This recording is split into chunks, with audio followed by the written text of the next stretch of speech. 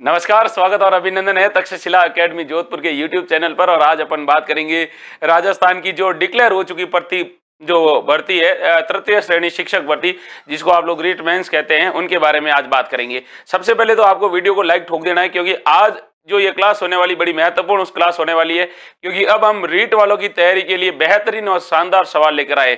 एक एक सवाल जो आपकी प्रतियोगी परीक्षाओं के लिए रामबाण साबित होगा, और आप विश्वास रखिएगा, इत्मीनान रखिएगा, एक एक सवाल का पोस्टमार्टम होगा और उस पोस्टमार्टम में से ही आपका कोई ना कोई सीधा सीधा सवाल आएगा। तो पहली बार जुड़े हो तो चैनल को सब्सक्राइब कर दीजिए और चैनल को लाइक भी कीजिए और चैनल को आगे भी बढ़ा दीजिए। 70 डिग्री पूर्वी देशांतर किस जिले से होकर गुजरता है, ये सवाल पूछा है आपसे। 4 ऑप्शन है आपके सामने, जैसलमेर, धौलपुर, नागौर और जोधपुर। बेहतरीन सवाल आपसे पूछा है और गजब का सवाल पूछा है। देखिए, 70 डिग्री देशांतर आपसे पूछा है, कहां से होकर गुजरता है, बता दीजिए कि भाई अजू परमार ऑफिशियल, कैलाश बामणिया बांसवाड़ा, संगीता परिहार, ललिता कुमावत, अजू परमार ऑफिशियल, ललिता कुमावत, उमर दराज, फिरोजा, योगेश रावत, संगीता परिहार, कैलाश बामणिया बांसवाड़ा।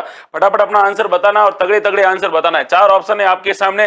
पूछा कितना है, 70 डिग्री पूर्वी देशांतर का, और 70 डिग्री पूर्वी देशांतर कहां से निकलता है ये आपको बताना था। बहुत बढ़िया भाई, नितेश बैरवा ने सबसे पहले आंसर दिया है और इसका राइट आंसर है वो है भाई जैसलमेर। अपने राजस्थान के अंदर 70 डिग्री पूर्वी देशांतर है, वो कहां से होकर गुजरता है भाई, वो जैसलमेर से होकर गुजरता है। देखिए, सवाल अच्छा और बेहतरीन बनने वाले हैं, क्योंकि आप जिस व्यक्ति जिसकी तैयारी कर रहे हैं, जिस प्रतियोगी परीक्षाओं की, उन परीक्षाओं का अब लेवल बदल चुका है। तो एक जिला है जिसका नाम है जैसलमेर जिला। कौन सा जिला है भाई, जैसलमेर जिला। और जैसलमेर जिले से होकर गुजरती है 70 डिग्री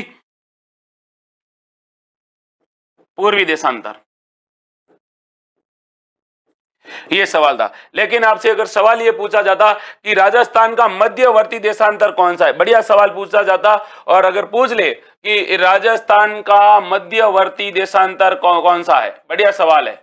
और मध्यवर्ती देशांतर जो राजस्थान के मध्य से होकर गुजरता है, वो अगर देशांतर अगर आपसे पूछे तो याद रखना मेरे भाई, भूलना मत। कई बार ऐसे सवाल पूछे जा चुके हैं और उसमें आप कहोगे सर ये होगा 74 डिग्री 74 डिग्री देशांतर। 74 डिग्री देशांतर है जो मध्यवर्ती राजस्थान से होकर गुजरता है, गंगानगर से होते हुए यूं यूं नीचे तक निकलता है। ये आपको याद रखना था। कई बार ऐसे सवाल आपसे पूछे जाते हैं और तगड़े वाले सवाल पूछे जाते हैं। अब आपसे सवाल ये पूछा जा सकता है, और क्या पूछा जाएगा कि बताओ भाई, राजस्थान का मध्यवर्ती अक्षांश आपके बारे में पूछा है, मध्यवर्ती देशांतर पूछा है। अगर आपसे पूछे राजस्थान का मध्यवर्ती अक्षांश कौन सा है, राजस्थान का मध्यवर्ती अक्षांश, अगर राजस्थान का मध्यवर्ती अक्षांश आपसे पूछ लेता, अगर आप इसका क्या जवाब देते, तो इसका भी आपको जवाब देना था और तगड़ा जवाब देना था और डंके की चोट पे जवाब देना था कि सर राजस्थान का जो मध्यवर्ती देशांतर है वो देशांतर कौन सा है। अच्छा सवाल पूछा जाता और आपको ये बताना था कि राजस्थान का मध्यवर्ती पूछा है आपसे। क्या पूछा है भाई, राजस्थान का मध्यवर्ती अक्षांश पूछा है ना, मध्यवर्ती अक्षांश, तो वो है 27 डिग्री अक्षांश। कितना भाई, 27 डिग्री अक्षांश है। ये भी आपको याद रखना था। सवाल अच्छे हैं, सवाल तगड़े हैं, क्योंकि आपको पता है 23-3 से 30-12, 23-3 से यहाँ से शुरू होता है, राजस्थान की शुरुआत होती है 23 डिग्री 3 मिनट से, 30 डिग्री 12 मिनट पर समाप्त होता है। उसी प्रकार से यहाँ पर 69 डिग्री 30 मिनट से कहां तक, 78 डिग्री 17 तक ये क्या पहुंचता है भाई, ये है। इन देशांतरों के बीच में राजस्थान क्या है, स्थित है। कई बार आपसे सवाल ये पूछा जाता है कि 2 देशांतरों के बीच में दूरी कितनी होती है, तो 2 देशांतरों के बीच की जब दूरी पूछी जाती है तब आपको बताना है भाई कि 2 देशांतर होते हैं और 2 अक्षांश होते हैं। क्या पूछा जाता है कि 2 देशांतर होते हैं, उनमें अंतर कितना होता है।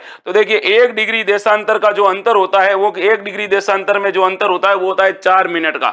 और अगर आपसे सवाल ये पूछा जाता है, ये तो देशांतर किसके बारे में बताते हैं, देशांतर समय का बारे में जानकारी देते हैं, समय का क्या करते हैं, निर्धारण। लेकिन अगर आपसे पूछ लेता अक्षांश के बारे में कि 2 अक्षांशों के बीच में दूरी कितनी है, तो जब भी आपसे सवाल पूछा जाता और 2 अक्षांशों के बीच में दूरी पूछे, 2 अक्षांश है और 2 अक्षांशों के मध्य दूरी कितनी है, तो 111 किलोमीटर होती है। कितनी है भाई, 111 किलोमीटर होती है। ये भी आपको क्या रखना है भाई, याद रखना रखना है, सीधे सीधे सटीक सटीक सवाल है, तगड़े तगड़े सवाल है जो अक्सर आपकी प्रतियोगी परीक्षाओं में पूछे जाते हैं। कई बार ये सीधी सीधी लाइनें दे दी जाती है और पूछा जाता है निम्नलिखित में से कौन सा गलत है, कौन सा सही है, ये भी पूछ लिया जाता है। आगे बढ़ते हैं और अगले सवाल को देखते हैं। अगला सवाल क्या कह रहा है, धैर्य से देखना है, ईमानदारी से देखना है और सवाल का बेहतरीन तरीके से जवाब देना है। सवाल है ये वाला, क्या पूछा है, दौसा शहर है अपने राजस्थान के अंदर, दौसा है और दौसा आपको पता होगा कि दौसा अपने आमेर के कछवाओं की पहली राजधानी थी। ये तो आपको याद रखना ही रखना है कि कछवाओं की राजस्थान की पहली राजधानी कौन सी थी, तो आपको बताना है कि भाई ये वाला था। ठीक है भाई। और अगला सवाल है कि आपसे पूछा दौसा शहर है वो किस पहाड़ी पर स्थित है, बताओ भाई।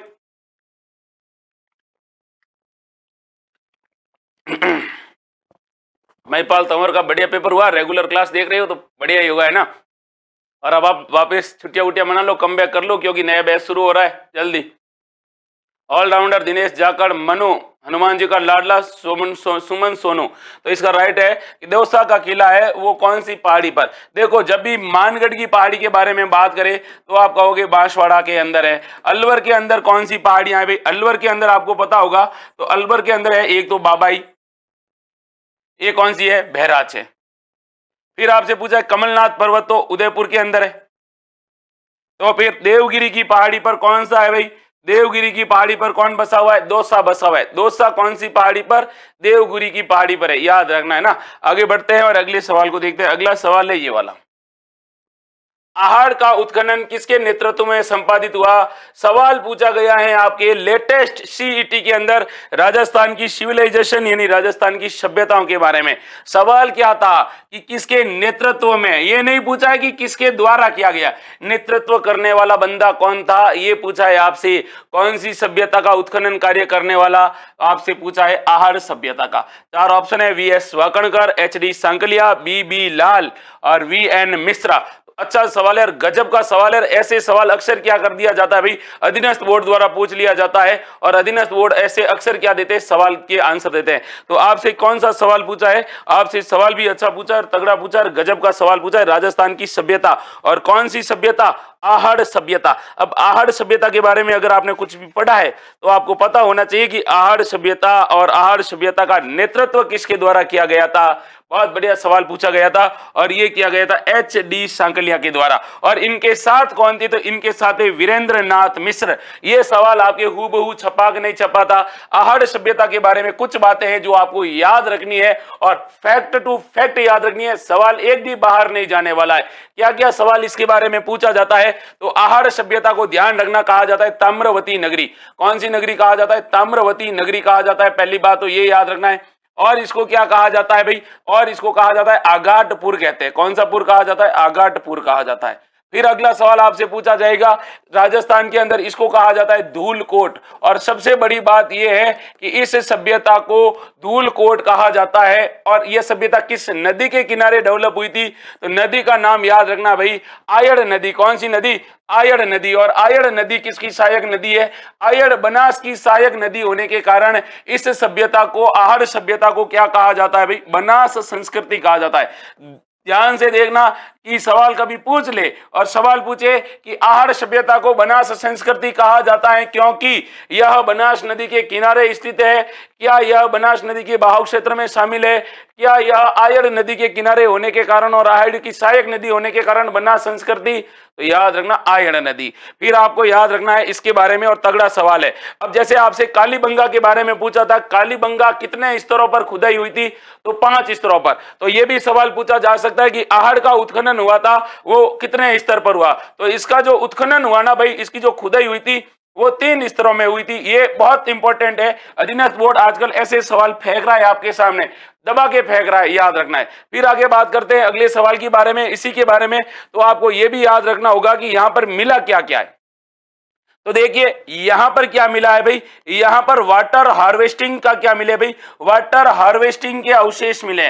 वाटर हार्वेस्टिंग के अवशेष का मतलब क्या होता है भाई, तो यहां पर पानी के शुद्धिकरण के लिए चक्रकूप पद्धति, इसको हिंदी में कहते हैं चक्रकूप पद्धति के क्या मिले हैं भाई, चक्रकूप पद्धति के अवशेष मिले हैं। इसके अलावा सबसे बड़ी बात है, यहां पर एक बैल की मूर्ति मिली है और उस बैल की मूर्ति को क्या कहा गया है भाई, यहां पर जो बैल मिला है उसको कहा गया है बनासियन बुल। और कई बार पूछा जाता है बनासियन बुल की प्रतिमा किस सभ्यता में, आहड़ सभ्यता में मिली है। कौन सी सभ्यता में, आहड़ सभ्यता में मिली है। अब देखिए आगे बात करते हैं और अगले सवाल की तरफ बढ़ते हैं। और आपको यह भी पता होना चाहिए, सवाल पूछा जाता है कि यूनान की मुद्राएं मिली है, तो यहां पर क्या मिली है, यूनानी मुद्राएं। और सवाल यह पूछा गया था कि राजस्थान की किस सभ्यता में यूनानी मुद्राएं मिली हैं, और उन मुद्राओं पर यूनान के देवता है जिनका नाम है अपोलो, और अपोलो का इन मुद्राओं पर क्या भाई चित्र है। और यह पहचान कैसे की गई, तो यूनान की मुद्राएं और इनकी मुद्राएं सिमिलर है, और यूनान के देवता अपोलो और अपोलो का इसके ऊपर क्या बना हुआ है,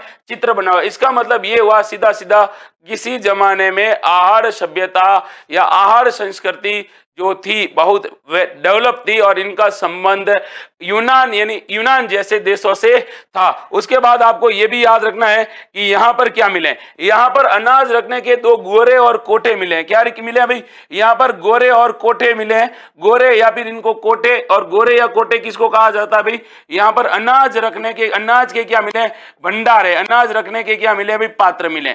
सबसे बड़ी बात यह है कि यहां पर बिना हत्थे की क्या मिली है भाई, बिना हत्थे की सुराही मिली है। यह भी आपको याद रखना, बिना हत्थे की सुराही मिली है। इसके अलावा यहां पर क्या मिला, तो आपको यह भी पता होना चाहिए बिना हत्थे की सुराही के अलावा जो इंपॉर्टेंट बात यह है कि यहां पर क्या मिला है भाई, सबसे बड़ी बात क्या बताओगे आप, छपाई के ठप्पे मिले।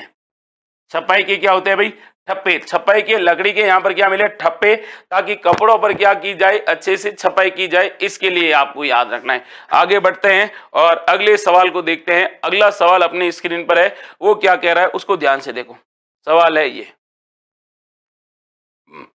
हाँ, निम्न में से कौन बीकानेर षड्यंत्र मुकदमा से संबंधित नहीं थे। तो आपको बताना है बीकानेर षड्यंत्र मुकदमा से संबंधित नहीं थे। स्वामी गोपाल दास, रघुवर दयाल गोयल, बद्री प्रसाद, सत्यनारायण सराफ। तो आपको इसका क्या बताना है, आंसर बताना है, कौन थे भाई, बताओ। Very good.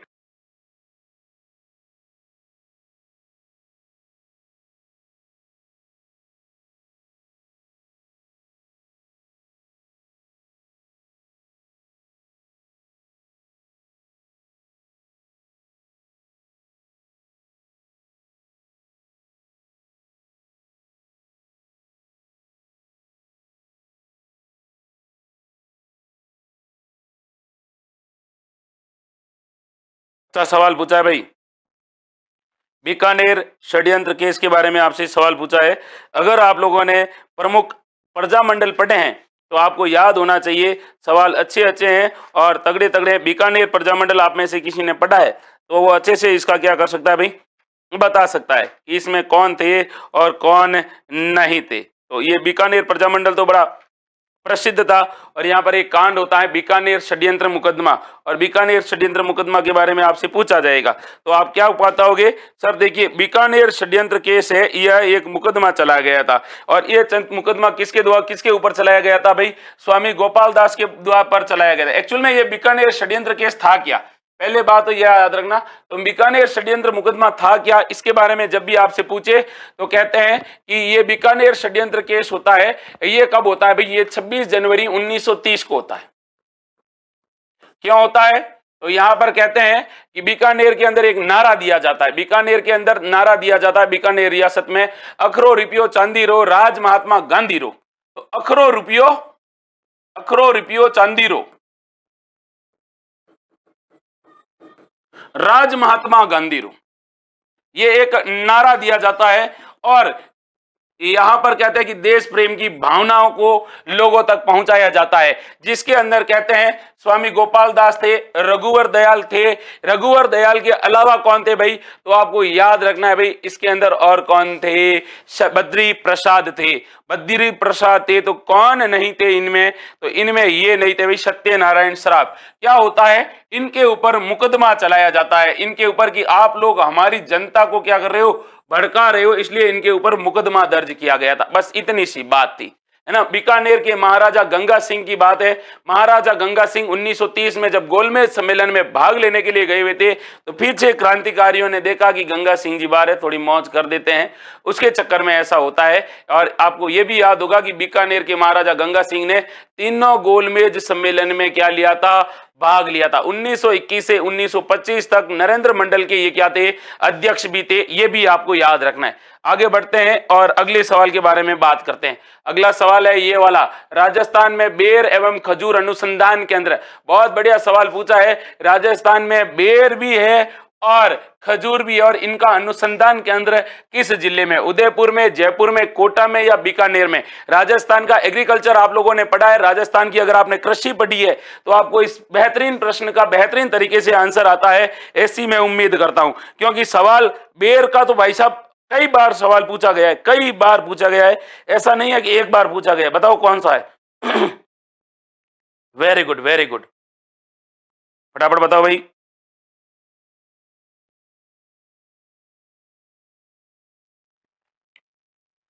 तो बेर अनुसंधान केंद्र कहां पर है भाई? अरे भाई बेर, बेर फॉर बेर, बेर जिन्हें राजस्थान का सेव कहा जाता है, कहां पर है? तो आपको ये याद रखना, ये बीकानेर में है। कहां पर है? बीकानेर में। और बीकानेर में है बेर और खजूर। सबसे बड़ी बात ये, और सवाल ये पूछा जाएगा कि बताओ मेरे भाई खजूर उत्कृष्टता केंद्र कहां पर है, और यहां पर आप फंस जाओगे। और यह सवाल पूछा गया है, राजस्थान में खजूर उत्कृष्टता केंद्र कहां पर है? उस समय आप कहोगे सर ये बीकानेर में नहीं है, तो फिर ये कहां पर है? तो खजूर उत्कृष्टता केंद्र है भाई अपने एक गांव है जिसका नाम है सागर भोजका। और सागर भोजका गांव कहां पर है? सागर भोजका जैसलमेर के अंदर है। ये भी आपको याद रखना है भाई। सवाल अच्छा है, तगड़ा वाला सवाल, और ऐसे सवाल सीधे सीधे प्रतियोगी परीक्षाओं में पूछ लिए जाते हैं। आगे बढ़ते हैं और अगले सवाल को देखते हैं।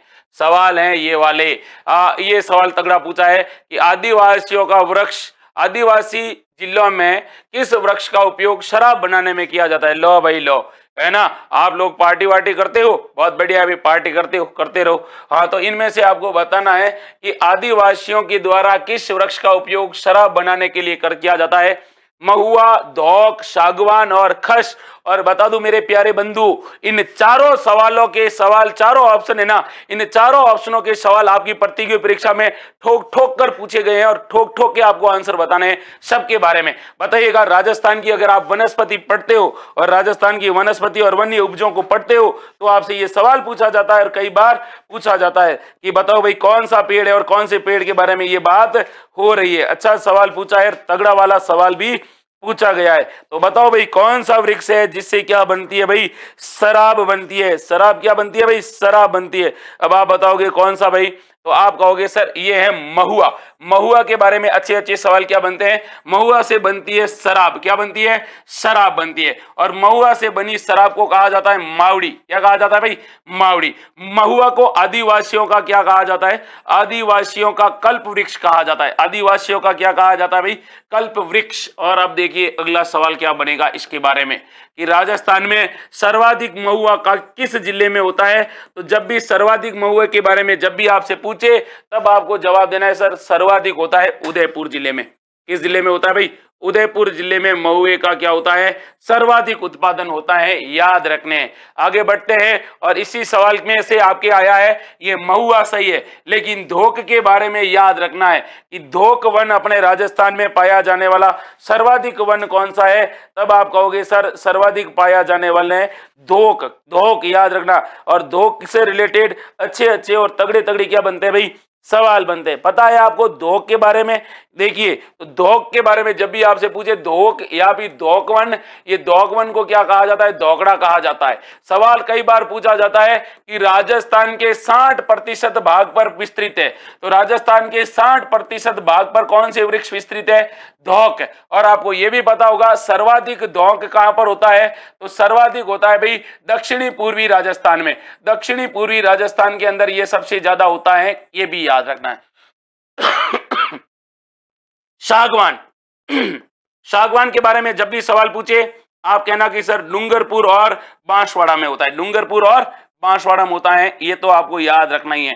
क्या उपयोग होता है इसका उपयोग? तो इसका उपयोग कहां पर होता है भाई? इसका उपयोग होता है फर्नीचर बनाने में। क्या बनाने के लिए? फर्नीचर बनाने में इसका उपयोग होता है, याद रखना है। फिर आपको याद रखना है खस। तो खस कैसी घास है?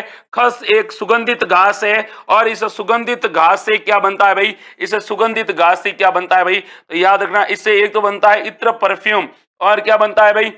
शरबत बनता है। क्या बनता है भाई? शरबत। और खस की जो जड़ होती है उस जड़ से बनता है तेल। क्या बनता है भाई? तेल। और सर्वाधिक किस जिले में पाई जाती है? तो सर्वाधिक तो भरतपुर में पाई जाती है।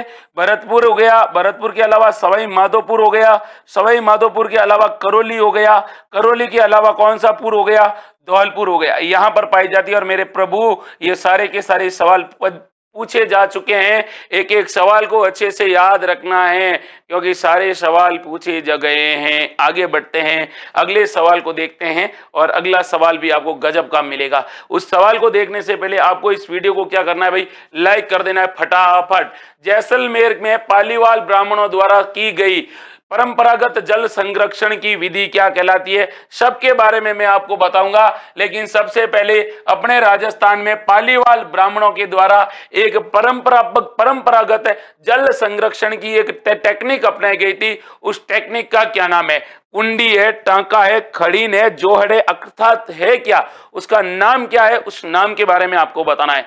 बता दीजिए भाई। सवाल तगड़ा है, गजब का सवाल है, बिल्कुल। हाँ, हरी जाट ने कहा है। हरी जाट हमारे यहाँ पर जल्द ही सूचना सहायक का जो बैच है उस बैच की पूरी टीम दिन रात रिकॉर्डिंग में लगी हुई है और कुछ ही दिनों में आपके YouTube पर भी इसके वीडियो आने शुरू हो जाएंगे। तो आप निश्चित रहिए, इत्मीनान रखिए, हम आपके लिए बेहतरीन प्रयास कर रहे हैं और हमारे प्रयास आपको सकारात्मक ऊर्जा की तरफ और एक सफल व्यक्तित्व की तरफ ले जाने का कार्य करेगी। ऐसी हमारी कोशिश रहेगी। आपको बताना है इसको क्या कहा जाता है। सबसे पहले तो पालीवाल ब्राह्मणों के द्वारा जो परंपरागत रूप से क्या की जाती है भाई? खेती की जाती है। अच्छे से आपको बताना है और तगड़े तरीके से बताना है। और अक्सर मेरे भाई ऐसे सवाल अपनी प्रतियोगी परीक्षाओं में क्या किए जाते हैं? पूछ लिए जाते हैं और वहां पे आप लोग कई बार क्या होते हैं भाई? कंफ्यूज वगैरह भी होते हैं। तो राइट आंसर क्या है? फटाफट आंसर बताइएगा भाई। कई बार सवाल पूछा गया है इसलिए मैंने आपसे यह सवाल पूछा है, बताइएगा क्या होता है भाई? तो देखिए, ये होता है खड़ीन। खड़ीन क्या होता है भाई? खड़ीन क्या होता है भाई? खड़ीन के बारे में याद रखना, यह होती है अस्थायी झीलें। अस्थायी झीलें सर्वाधिक कहां पर? जैसलमेर में। कहता है कि बरसात आती है, जैसलमेर में अस्थायी झीलें बन जाती है और अस्थायी झीलों के कारण वहां पर पानी इकट्ठा हो जाता है और जब पानी इकट्ठा होता है तो यहाँ पर किसकी फसल होती है भाई? रबी की फसल होती है। रबी की क्या होती है? फसल। और रबी की फसल में भी दो तीन फसलें होती हैं। एक तो होता है भाई अपने सबसे ज्यादा जीरा, यहाँ पर क्या होता है? जीरा। इसके अलावा यहाँ पर क्या होता है? रायडा। इसके अलावा यहाँ पर क्या होता है? रायडा के अलावा क्या होता है? राई होती है ना, राई। इसके अलावा क्या होता है भाई? इसबगोल भी यहाँ पर होता है, ये भी आपको याद रखना है। और गेहूं। और क्या होता है भाई? गेहूं होता है। और आपको ये भी पता होगा कि ये जो खेती होती है इसको क्या कहा जाता है भाई? इन झीलों को क्या कहा जाता है? प्लाया झील कहा जाता है। प्लाया झील। और प्लाया झील इसलिए क्योंकि प्लाया कृषि भी कहते हैं, प्लाया झील भी कहते हैं, क्योंकि पालीवाल ब्राह्मणों के दिमाग की उपज थी जिसके कारण यहां पर क्या होने लगी? खेती वेती होने लगी थी। अब देखिए आगे बात करते हैं। कुंडी, छोटी जो टंकी होती है उसको हम लोग क्या कहते हैं भाई? कुंडी कहते हैं। अपने घर के बाहर कुंडी होती है, गांव में देखा होगा आप लोगों ने। जब हमारे घर का जो सामने जो शाम को हम लोग खाना पीना करते हैं उसके बाद जो भी अनाज जो सब्जी वगैरह होती है तो हम लोग कुंडी में डाल देते हैं ताकि जो पशु पक्षी है वो उसको खा सके और अपना जो अनाज है, हमारा धान है, वो भी क्या हो? वेस्ट नहीं हो। वो तो आपको पता ही पता है। फिर आपको ये भी पता होगा कि अपने राजस्थान में टांका, टांका क्या कहते हैं? तो परंपरागत जल संरक्षण का क्या है भाई? परंपरागत जल संरक्षण का यहाँ पर क्या है भाई? यह विधि है। और आपको यह भी याद रखना होगा राजस्थान का कौन सा किला है वो टांका पद्धति के लिए प्रसिद्ध है? तो राजस्थान में सर्वाधिक जयगढ़, जयगढ़ के अंदर क्या बने हुए भाई? टांके बने हुए। जोहड़, जोहड़ क्या है भाई? तो जोहड़ शेखावाटी के अंदर कुओं को क्या कहा जाता है भाई? शेखावाटी में जो कुएं होते हैं या फिर जल संरक्षण की विधि है उसको क्या कहा जाता है? जल संरक्षण की विधि। जिनमें टांके होते हैं छोटे छोटे उनको कहा जाता है जोहड़।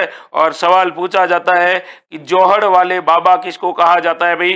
तो जौहड़ वाले बाबा के बारे में जब भी आपसे पूछे आप कहना सर राजेंद्र सिंह राठौड़ को कहा जाता है। राजेंद्र सिंह राठौड़ वही व्यक्ति जिनको रेमन मैग्सेसे पुरस्कार मिल चुका है, जिसे एशिया का नोबेल पुरस्कार कहा जाता है। और इनको क्या कहा जाता है भाई? इनको कहा जाता है वाटरमैन ऑफ इंडिया। याद रखने हैं, अच्छे अच्छे सवाल है। अक्सर ऐसे सवाल अपनी प्रतियोगी परीक्षाओं में सीधे सीधे आपके सामने परोसे जाते हैं। अभी मैं आपके सामने परोस रहा हूं। वैसे आगे बढ़ते हैं और अगले सवाल को देखते हैं। अगला सवाल क्या कह रहा है उसको ध्यान से देखिएगा भाई। अगला सवाल है ये वाला, क्या पूछा है? हाँ, कथन है और कथन के बाद आपके सामने निष्कर्ष दे रखा। कितना बढ़िया सवाल पूछा है। इस मृदा में क्ले का प्रतिशत अधिक होता है और यह मृदा झालावाड़, बांसवाड़ा, कोटा, बूंदी आदि जिलों में पाई जाती है। उपरोक्त कथनों के आधार पर आपको बताना है कि ये किस प्रकार की मिट्टी के बारे में बात हुई है। 4 ऑप्शन है, देखो अब बताओ डापा चौक वाले सवाल दिए कि नहीं दिए? एंटीसोल्स, इंसेप्टिसोल्स, अल्पीसोल्स या वर्टिसोल्स? बताइए राइट आंसर क्या है कि ये मिट्टी है, इसके अंदर क्ले की मात्रा पाई जाती है। क्ले की मात्रा के अलावा क्या पाया जाता है? ये जो मिट्टी है इनका विस्तार है झालावाड़, कोटा, बूंदी के अंदर। अब आपको बताना है कौन सी मिट्टी है। अच्छा सवाल है। एंटीसोल्स, इंसेप्टिसोल्स, अल्पीसोल्स या वर्टिसोल्स? मृदा का वैज्ञानिक वर्गीकरण पूछा है। रमेश मेघवंशी, संगीता परिहार और सब बढ़िया बढ़िया आंसर दे दो। राजस्थान की प्रमुख मृदा अगर आप लोगों ने पढ़ी है तो आपको पता होगा कि सर ये तो गारंटी है कि यही सवाल मेरा क्या होगा, सही होगा। तो अब बताओ, सवाल अच्छा है और गजब का सवाल है और तगड़ा वाला सवाल है और इस सवाल का आपको आंसर देना है, क्योंकि उम्मीद करता हूं कि आप लोग इसका बेहतरीन तरीके से क्या देंगे भाई, आंसर भी देंगे। फटाफट आंसर बताओ भाई। Very good, very good, very good, very good. तो किसके बारे में पूछा है? मृदा के बारे में पूछा है। और मृदा भी कौन सी पूछी है भाई? इंसेप्टिसोल्स, वर्टिसोल्स के बारे में बात हो रही है। तो बताओ कौन सी मृदा कहाँ पर पाई जाती है? और ये बात आपको पता है अच्छे से। मृदा का वैज्ञानिक वर्गीकरण करते हैं उस समय सवाल सीधे सीधे आपसे पूछ लिए जाते हैं, बताइएगा। Very good, very good, very good. तो राइट आंसर क्या है भाई इसका? अरे बताओ कौन सी मिट्टी है? गलत नहीं बताना है, अच्छे से आंसर देना है। बहुत बढ़िया आंसर दिया है कि सर नितेश विकास खमियादा, हाँ माधुरी भार्गव, महेंद्र वडेरा और कौन है? संगीता परिहार, पवन पटेल, रमेश मेघवंशी। तो इसका राइट आंसर है भाई कौन सा? वर्टिसोल्स। अब बात कर लेते हैं वर्टिसोल्स क्या होता है। वर्टिसोल्स से रिलेटेड कैसे कैसे अपनी प्रतियोगिता में, प्रतियोगी परीक्षाओं में सवाल पूछे जाते हैं। तो देख मेरे भाई, बात पूछी है वर्टिसोल्स के बारे में और यह सवाल जो भी दे के आएगा ना, गलत नहीं करके आएगा, क्योंकि सवाल छपेगा मतलब छपेगा, है ना। क्योंकि पारी के अंदर आपके क्या होने वाले हैं? पेपर होने वाले हैं। तो वर्टिसोल्स को कैसी मिट्टी कहा जाता है? अरे भाई साहब, काली मिट्टी कहते हैं इसको। कैसी मिट्टी कहते हैं? काली मिट्टी कहते हैं इसको, काली मृदा या काली मिट्टी कहते हैं। फिर आपको पूछा जाएगा इसके बारे में और इसके बारे में ये पूछा भी जाएगा, बताओ भाई सर्वाधिक कौन सा भाग में पाई जाती है? तो सर्वाधिक पाई जाती है हाड़ौती में। सर्वाधिक कहां पर पाई जाती है? हाड़ौती में पाई जाती हैं। तो इसका जो राइट आंसर है वो ये हो गया। लेकिन कोई जरूरी थोड़ी है कि आपसे वर्टिसोल्स पूछ ले, आपसे पूछ लिया एंटीसोल्स मृदा। अब आपसे पूछा कौन सी मृदा? एंटीसोल्स मृदा। तो जो जो पीली मिट्टी होती है, पीली के अलावा कैसी होती है भाई? भूरी मिट्टी होती है। इस मिट्टी को कहते हैं कौन सी मिट्टी? एंटीसोल्स मिट्टी। और इस मिट्टी के बारे में आपको क्या बात याद रखनी है? तो राजस्थान में सर्वाधिक कौन सी मिट्टी पाई जाती है? तो राजस्थान में सर्वाधिक पाई जाने वाली मृदा है एंटीसोल्स। कौन सी सोल्स है? एंटीसोल्स है। किस भाग में पाई जाती है? तो राजस्थान के पश्चिमी भाग में पाई जाती है। कौन से भाग में? पश्चिमी भाग में पाई जाती है, याद रखना। इंसेप्टिसोल्स के बारे में भी मैं आपको बता दूं, बात इंसेप्टिसोल्स की हुई है तो इसको कहते हैं आर्द्र मिट्टी। यानी इस मिट्टी के अंदर क्या होती है भाई? नमी की मात्रा होती है, आर्द्रता की मात्रा होती है। कहां पर पाई जाती है?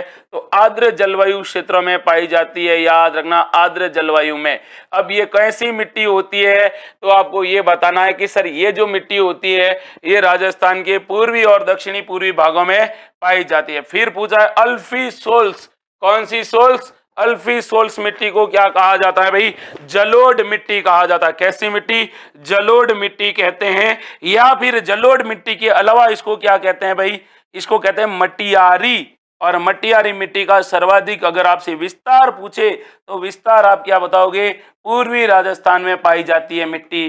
प्रभु सारे सारे सवाल आपकी प्रतियोगी परीक्षाओं में पूछे जा चुके हैं, एक भी सवाल छोड़ना मत, एक एक सवाल को बेहतरीन तरीके से पढ़ना है, क्योंकि अब आपका वो दौर है जिस दौर के अंदर अब आपको भागना है बेहतरीन और तेज स्पीड में। याद रखना है। आगे बात करते हैं और अगले सवाल के बारे में बात करते हैं। और अगला सवाल है ये, क्या पूछा है भाई? क्या गजब पूछा है आपसे। गोगा जी का मेला किस माह में भरता है भाई? बताइएगा। राजस्थान के लोक देवता गोगा जी, बताइएगा। बढ़िया सवाल पूछा है, गजब का सवाल पूछा है। आंसर आपको बताना है कि राइट आंसर क्या है। जिन्होंने वीडियो को लाइक नहीं ठोका है फटाफट लाइक ठोक दीजिए।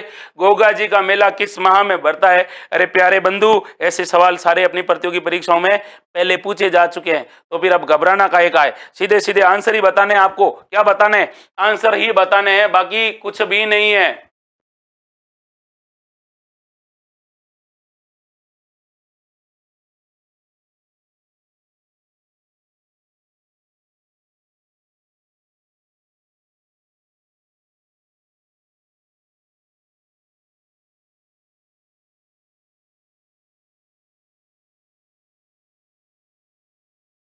हाँ भाई, अरे भाई गोगा जी के बारे में पूछा है। और गोगा जी के बारे में जब भी आपसे सवाल पूछे तो आपको क्या जवाब देना है? अच्छे से जवाब देना है और तगड़े तरीके से आंसर देना है। बताओ राइट आंसर क्या है इसका?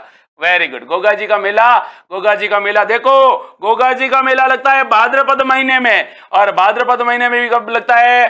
भाद्रपद कृष्ण नवमी। और भाद्रपद कृष्ण नवमी के बारे में याद रखना, इस नवमी को कहते हैं कौन सी नवमी? गोगा नवमी। गोगा नवमी कहते हैं, याद रखना। आप लोगों ने देखा होगा कि कहते हैं ना, कोई काला सांप देखते हैं और काला सांप बड़ा होता है, उसको देखकर ये कह देते हैं भाई साहब जी ये तो क्या है? गोगा जी है। गोगा जी देखा कभी? तो कहते हैं ये तो गोगा जी है। और गोगा जी मतलब काला, काला मतलब कृष्ण पक्ष, है ना। अब गोगा जी के बारे में याद रखना है, गोगा जी के मेले कहां कहां पर लगते हैं। तो प्रभु मेले इनके तीन हैं, तीनों मेलों के बारे में याद रखना। एक है धुरमेड़ी। धुरमेड़ी कहां पर है? नौहर के अंदर है। नौहर कहां पर है? हनुमानगढ़ में है। तो धुरमेड़ी है नौहर हनुमानगढ़ में। और फिर आपसे पूछा जाएगा शीर्ष मेड़ी के बारे में कि शीर्ष मेड़ी कहां पर है? तो शीर्ष मेड़ी है भाई ददरेवा के अंदर। और ददरेवा कहां पर है? ददरेवा चूरू के अंदर है। और आपसे पूछा जाएगा गोगा जी की ओल्डी कहां पर है? तो गोगा जी की ओल्डी है भाई सांचौर के अंदर। सांचौर कहां पर है? तो सांचौर आपको पता है जिसे राजस्थान का पंजाब कहा जाता है, जालोर जिले में। फिर आपको यह भी याद रखना है इनके बारे में बेहतरीन सवाल पूछे जाएंगे गोगा जी के बारे में। गोगा जी के माता और पिता का नाम पूछा जाएगा। तो गोगा जी के बारे में याद रखना माता और पिता। और माता और पिता के बारे में याद रखना गोगा जी। और गोगा जी कहां पर? गोगा जी जेब में। तो गोगा जी जेब का मतलब जेवर सिंह और बांचल। क्या? जेवर सिंह और बांचल। तो गोगा जी और गोगा जी कहां पर? जेब में। तो याद रखना माता का क्या नाम था? तो पिता का नाम, पहले पिताजी का नाम। तो पिताजी कौन थे भाई? पिताजी थे जेवर सिंह जी। कौन थे भाई? जेवर जी थे, जेवर सिंह जी थे। और माता कौन थी? तो इनकी माता के बारे में याद रखना बाछल। कौन? बाछल। फिर आपसे पूछा जाएगा इनके बारे में, गोगा जी के बारे में, कि गोगा जी है भाई अपने राजस्थान के ऐसे लोक देवता जिनको गौ रक्षक देवता के रूप में पूजा जाता है। गौ रक्षक देवता। और कौन से देवता कहा जाता है इनको? इनको नागों के देवता कहा जाता है। नागों के क्या? देवता कहा जाता है। कहते हैं कि अगर आपका कोई कहीं जा रहे हो और आपके पैर पे कोई सांप पप्पी वगैरह दे देना, और सांप की पप्पी इतनी खतरनाक होती है कि आदमी क्या होता है, हो सकता है उठता नहीं है, उठ जाने की कंडीशन में रहता है। उस समय आप गोगा जी को हाथ जोड़ देना, गोगा जी सांप ने पप्पी दे दी है, उसको बोलो ये वापिस उतारे, तो वो उतार देगा। आपको याद रखना है। तो गोगा जी के नाम का आह्वान करने पर क्या होता है भाई, जो देव जो अपने सांप होते हैं ना वो दूर रहते हैं। ये भी याद रखना। किसान होता है ना, किसान अपने खेतों पर पहले जो हल के द्वारा खुदाई करता था और हल के द्वारा खेती करता था ना, तो क्या करता था, मतलब हल के पीछे जो हल होता, बैल को ऐसे लेके चलता था ऐसे, तो वो एक तरफ हल रखता था और अक्सर क्या होते थे, अपने बिल में सांप आने की चांस ज्यादा रहते थे, और सांप आने के चांस ज्यादा रहते थे, इसलिए गोगा जी के नाम का आह्वान करता था। इसीलिए किसान अपने खेत पर, खेत जो हल होता है, किसान अपने हल पर क्या बांधता है भाई, 9 गांठों का धागा, और जो 9 गांठों का धागा बांधता है उसको क्या कहा जाता है भाई, उसको कहा जाता है गोगा राखड़ी। क्या कहा जाता है, गोगा राखड़ी कहा जाता है। लेकिन सवाल अगर आपसे पूछे कि अच्छी फसल की कामना के लिए किस लोक देवता की पूजा की जाती है, उस समय पूजा किसकी की जाती है भाई, बताओ किसकी पूजा की जाती है, अच्छी फसल की कामना के लिए कौन से लोक देवता की पूजा की जाती है, तेजा जी की। किसान जब खेती करता है अच्छी फसल की कामना के लिए क्या करता है, तेजा जी के गीत गाता है, जिनको कौन सा टेर कहा जाता है, तेजा टेर कहा जाता है। ये आपको याद रखना है। अब देखिए अगला सवाल, और अगला सवाल है ये वाला, और क्या पूछा जाएगा, गोगा जी की आराधना में कौन सा नृत्य किया जाता है, तो गोगा जी की आराधना में जो नृत्य किया जाता है वो है संकल नृत्य, याद रखना। इनका जो पुजारी होगा वो पुजारी कौन होता है भाई, चायल होता है। इनके पुजारी के बारे में कहते हैं चायल होता है। 11 महीने तक तो मुस्लिम पुजारी होता है, 1 महीने केवल और केवल भाद्रपद महीने में हिंदू होता है। हालांकि दोनों सम्मिलित रूप से इसकी क्या करते हैं भाई, पूजा करते हैं, ये याद रखना है। फिर आपको ये भी याद रखना है, और अरे भाई कितनी भोली है ये छोरी, देखो सुमन सोनू कह रही है सर रागड़ी या रगड़ी। अब देख रागड़ी या रगड़ी की मीनिंग लिखेंगे ना तो ये होती है RAKHRI, तो राखड़ी और या फिर रखड़ी दोनों एक ही है। भोली बातें मत किया कर, किसी को कहना मत तू मेरे से पहले पढ़ चुकी है ना, फिर कोई बोलेगा कि किसने पढ़ाया ये तुम्हें, है ना। आगे बात करते हैं और अगले सवाल के बारे में चर्चा करते हैं। आपको यह भी पता होगा कि गोगा जी है और गोगा जी की पूजा चायल जाति के भोपे द्वारा की जाती है। एक व्यक्ति था दिल्ली का सुल्तान जिसका नाम था गजनवी, और गजनवी ने गोगा जी को जाहर पीर कहा था, और जाहर पीर गोगा जी जिसका मतलब होता है साक्षात देवता, याद रखना। इनके जो मौसेरे भाई थे अर्जुन और सर्जन, कहते कि अर्जुन और सर्जन गायें लूट कर चले जाते, गायों की रक्षार्थ वीर गति को क्या हुए थे, प्राप्त हुए थे। ये भी आपको याद रखना है। अच्छा सवाल है, गजब के सवाल है और तगड़े तगड़े सवाल है। सारे सवाल आपसे प्रतियोगी परीक्षाओं में पूछे जा चुके हैं, इसलिए बिल्कुल घबराने की जरूरत नहीं है, अच्छे से आपको पढ़ने हैं, है ना भाई। आगे बढ़ते हैं और अगले सवाल की तरफ बढ़ते हैं, और अगला सवाल है ये वाला। क्या सवाल पूछा है आपसे, सवाल आपसे क्या पूछा है, ये वाला, चैतर विचित्र मेला किस जनजाति से संबंधित है। गजब सवाल पूछा है, चैतर और विचित्र मेला, बताइएगा किस जनजाति से संबंधित है। ये सवाल बताओ तो मानू भाई आपकी तैयारी बढ़िया है। बताओ बताओ भाई, अच्छा सवाल है, गजब का सवाल है और तगड़ा वाला सवाल है, बताइएगा भाई। हाँ, सुनील जनागल, मंजीत मीणा, संगीता परिहार, राम अवतार सैन, अजू परमार ऑफिशियल, हरी जाट शिकर, बताओ भाई, KL पवार, सिंगाना, जाट 22, रवि 33, फटाफट आंसर बताओ, KL पवार, सुमन सोनू।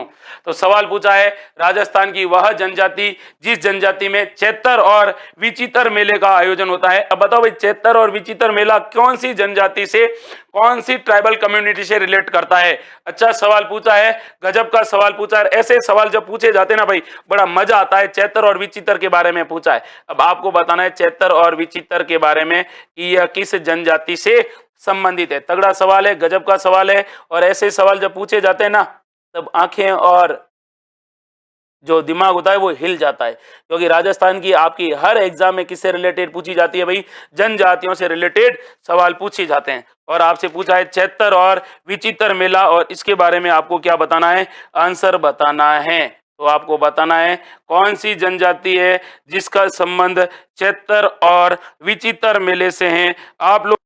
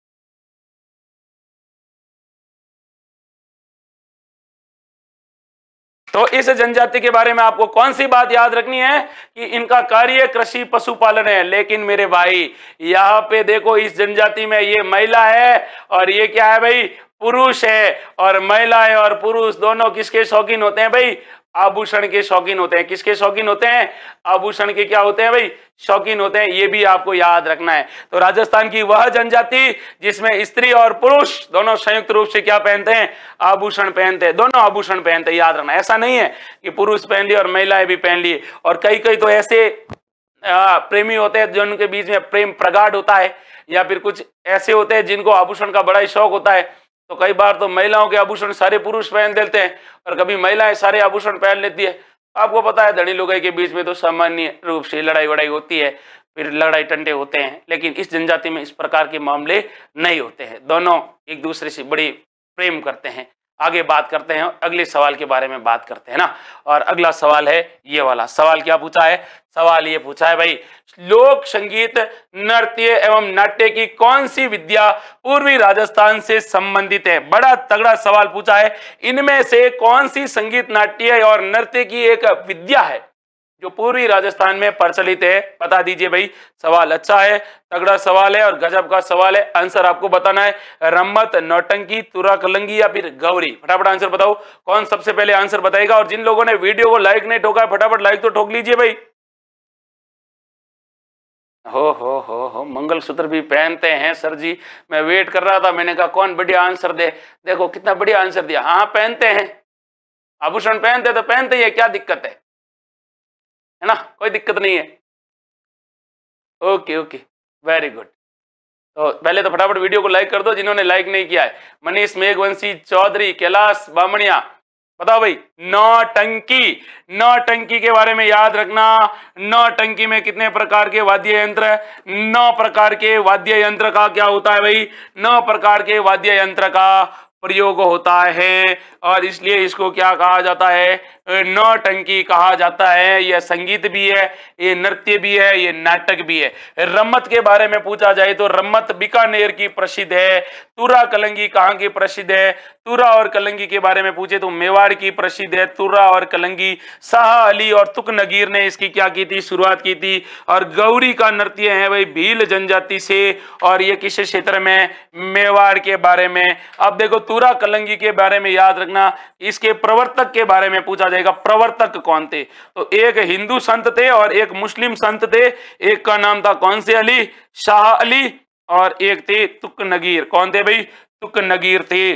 और गौरी, इसको क्या कहा जाता है, लोक नाट्यों का मेरु नाट्य कहा जाता है। इसके अलावा सबसे प्राचीन नाट्य, अगर राजस्थान का सबसे प्राचीन बोले तो पुराना कोई नाट्य है तो वो कौन सा नाट्य है भाई, वो आपका गौरी है। सीधे सीधे सवाल है जो अक्सर आपकी प्रतियोगी परीक्षाओं में क्या कर लिए जाते हैं, पूछ लिए जाते हैं। आगे बढ़ते हैं और अगले सवाल के बारे में बात करते हैं। और अगला सवाल है ये वाला। और अगला सवाल क्या पूछ रहा है वो ध्यान से और धैर्य से देखिएगा। सवाल है ये, अजमेर से प्राप्त बर्ली के शिलालेख में किस धर्म की जानकारी मिलती है। क्या गजब का सवाल पूछा है और इसी के बारे में आपको जानकारी देनी है। अजमेर से प्राप्त हुआ है बर्ली गांव से, और यहां से जो अजमेर का बर्ली गांव का जो शिलालेख है कौन से धर्म की जानकारी देता है। सक्रिय हैं आप, अगर रेगुलर पढ़ रहे हैं तो इसका आपको आंसर बताना होगा। मेरे हिसाब से सबसे पहले इसका आंसर सुरेंद्र परमार का आएगा, चेतन नामा का आएगा, और उसके बाद अनुराग का आएगा। क्योंकि इनको पता है, ये मेरे पास आए भी थे अभी 2-4 दिन पहले, कहा कि सर ये शिलालेखों के बारे में कुछ समझ में नहीं आता है क्या ये शिलालेख। शिला का तो हमने एक ही नाम सुना, शिला और शिला की जवानी, है ना, उस पर ध्यान दिया, तब तक ये चूक रहे थे। राइट आंसर क्या है इसका, राइट आंसर क्या है इसका, वैष्णव, शैव, जैन या बौद्ध। बढ़िया आंसर है, गजब का सवाल है। सब लोगों ने बहुत बढ़िया आंसर दिया है भाई। जिन जिन लोगों ने आंसर दिया है आप लोगों का तालियां बजाकर स्वागत करता हूं कि आपको रेगुलर क्लास देखनी है। आप लोगों का सबका गलत है है ना। आपका सबका सबका क्या है भाई, गलत है। ये वैष्णव धर्म के बारे में जानकारी देता है बड़ली का शिलालेख। कौन सा शिलालेख? बड़ली का शिलालेख। बढ़िया सवाल, तगड़ा सवाल और गजब का सवाल है। और ऐसे सवालों में आप लोग क्या करते हो, सबके सब क्या करके आते हो भाई, गलत करके आते हो। बड़ली शिलालेख। अब आप कहोगे सर बड़ली शिलालेख के बारे में क्या क्या सवाल पूछे जा सकते हैं, वो ध्यान से सुनिएगा। तो मैं आपको बता दूं बड़ली शिलालेख से रिलेटेड अपनी प्रतियोगी परीक्षाओं में क्या क्या सवाल पूछा जाएगा। तो बड़ली शिलालेख कहां से प्राप्त हुआ है? अजमेर से। अजमेर के अंदर एक माता का मंदिर है जिसका नाम है बिलोत माता का मंदिर। कौन सी माता? बिलोत माता। और बिलोत माता का क्या बना हुआ है भाई? मंदिर बना हुआ है। यहां से इसकी क्या मिली है भाई? प्राप्ति हुई है। अब आपको याद रखना है कि इससे रिलेटेड आपसे क्या सवाल पूछा जाएगा? पूछा जाएगा ये मंदिर है, इस मंदिर के बारे में आपसे पूछा जाएगा, बताओ भाई इसकी लिपि कौन सी है? तो इसकी लिपि है ब्राह्मी। कौन सी लिपि है? ब्राह्मी है। फिर आपसे पूछा जाएगा इसके खोजकर्ता कौन थे, इसको पढ़ा किसने था? तो इसको पढ़ा था, वो किसने पढ़ा था? G.H. ओझा ने, गौरी शंकर हीराचंद ओझा ने पढ़ा था। और सबसे बड़ी बात यह है कि यह राजस्थान का सबसे प्राचीन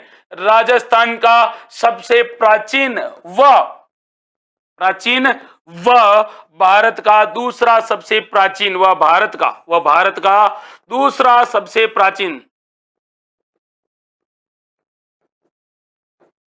कैसा लेख है?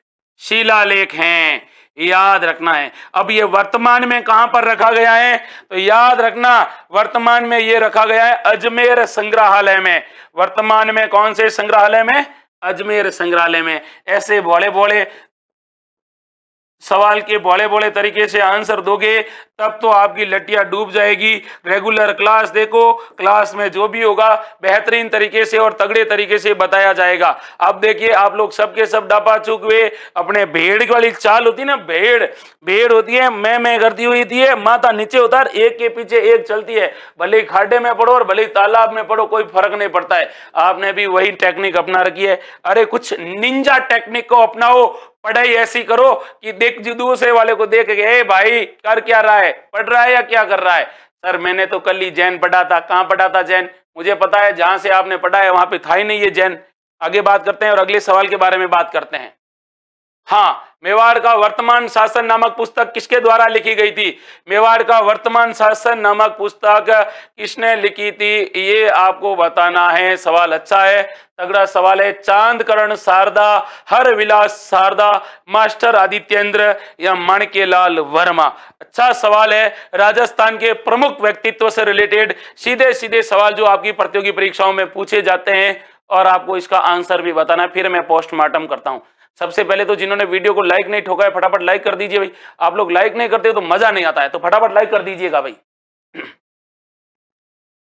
बताइए इसका राइट आंसर क्या है? बढ़िया आंसर बताए मनीष सोलंकी, आलन आवास, महादेव, महेंद्र वडेरा, आरसी मीणा, ज्योति सैनी।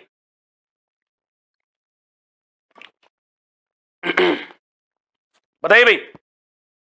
अच्छा सवाल है, तगड़ा सवाल है। ऐसे सवालों को गलफत में मत लो, हल्के में मत लो, और इनसे रिलेटेड अच्छे अच्छे सवाल पूछे जाते हैं। मनीष मेघवंशी ने बताया है कुछ, और किसी ने कुछ बताया भाई। तो सवाल आपको बताना है मेवाड़ का कौन सा शासन है? मेवाड़ का वर्तमान शासन बताओ भाई। अरे बताना है भाई। ये लिखने वाले एक ही व्यक्ति थे जिनका नाम था माणिक्यलाल वर्मा। माणिक्यलाल वर्मा से रिलेटेड आपसे क्या क्या सवाल पूछा जाएगा? सबसे पहले तो पूछा जाएगा इनका जन्म कहां पर हुआ? तो इनका जन्म हुआ था बिजोलिया के अंदर, अर्थात कौन सी रियासत में हुआ? मेवाड़ रियासत में। फिर आपसे क्या सवाल पूछा जाएगा? इनका उपनाम क्या मिलता है भाई? इनका उपनाम मिलता है कहां का गांधी? तो आपको याद रखना है मेवाड़ का गांधी। मेवाड़ को इनको क्या कहा जाता है? गांधी कहा जाता है। फिर इनके बारे में सवाल क्या पूछा जाएगा?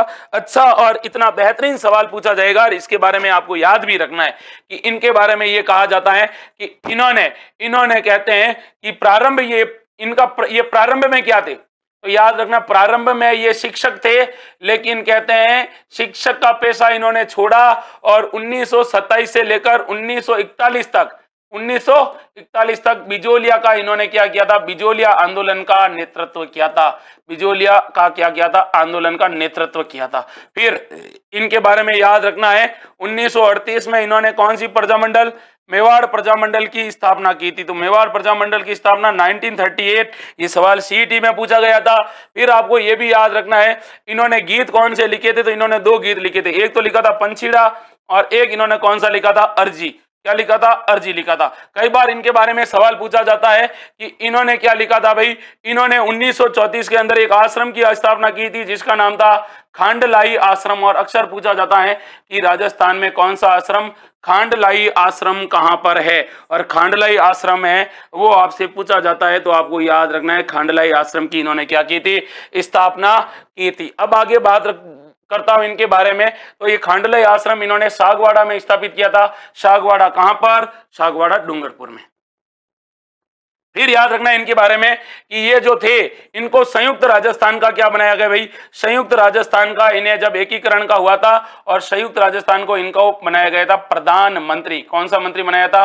प्रधानमंत्री बनाया कि नहीं बनाया? अरे भाई बनाया था। और आपको ये भी पता होना चाहिए कि ये कहते हैं 1951 से लेकर 1967 तक लोकसभा के सांसद भी रहे थे। सीधे सीधे सवाल है, तगड़ी तगड़ी सवाल है, अच्छे अच्छे सवाल है। एक एक सवाल को पढ़ लेना, सारी लाइनों में से हर एग्जाम में कोई ना कोई सवाल आपसे पूछा जा चुका है। अब देखिए आगे बात करता हूं मैं आपसे। तो अगला सवाल है ये, राजस्थान में दिन के प्रकाश की सर्वाधिक लंबी अवधि निम्नलिखित में से किस दिन होती है? सीधा सवाल है, सवाल घुमाया हुआ है। राजस्थान का सबसे बड़ा दिन कौन सा है ये पूछा है, बताओ। 12 फरवरी, 23 मार्च, 21 जून, 15 नवंबर। राजस्थान का सबसे बड़ा दिन पूछा है। सबसे जिस दिन जो लाइट होती है ना, चंद्रमा का प्रकाश सबसे ज्यादा पड़ता है, बता दीजिए भाई। अच्छा सवाल है, गजब का सवाल है, तगड़ा वाला सवाल है। हाँ, अच्छे अच्छे सवालों को अच्छे अच्छे तरीके से पढ़ना है। बाकी मेरे पास कई स्टूडेंट है जो मेरे से अगर जुड़ना चाहते हैं, उनको मैं नंबर दे देता हूँ, ये 637504 वापिस दे रहा हूँ ना, देखो 637504 63 हाँ 63 ये मेरे नंबर है। और इस नंबर पे आपको एजुकेशन से रिलेटेड कोई भी दिक्कत हो तो मेरे को आप बता देना। किसी भी प्रकार का कोई इश्यू हो पढ़ते समय कि सर मुझे ये समझ में नहीं आ रहा है या मुझे ये समझाओ, तो आपको अच्छे से बेहतरीन तरीके से मैं आपको मैसेज कर दूंगा। फोन तो आप मेरे को करो, हो सकता है मैं उठाऊं या नहीं उठाऊं, लेकिन आप मेरे को व्हाट्सएप पे मैसेज डाल देना, मैं आराम से आपको इसके बारे में अच्छे से जवाब दूंगा, है ना। कईयों के मेरे पास मैसेज आते हैं तो मैं उनको सीधे सीधे बता देता हूं। जैसे आज भी मेरे पास कुछ आए थे, कुछ नीतियों के बारे में, कुछ खेल व्यक्तित्व के बारे में पूछे थे लड़कों ने सवाल, और कईयों ने योजनाओं के बारे में पूछे थे, और एक ने तो मेरे से शायद ये पूछा था कि सर जो पवन ऊर्जा के बारे में संक्षिप्त जानकारी बताई थी, तो इसके बारे में भी बताया। तो किसी प्रकार की कोई दिक्कत है, केवल पढ़ाई से रिलेटेड बात होगी, अदरवाइज कोई बात नहीं होगी, याद रखना। तो बताइए भाई, अच्छा सवाल है, तगड़ा वाला सवाल है और गजब का सवाल है। सीधे तरीके से आपको आंसर भी देना है। बता दीजिए इसका राइट आंसर क्या है।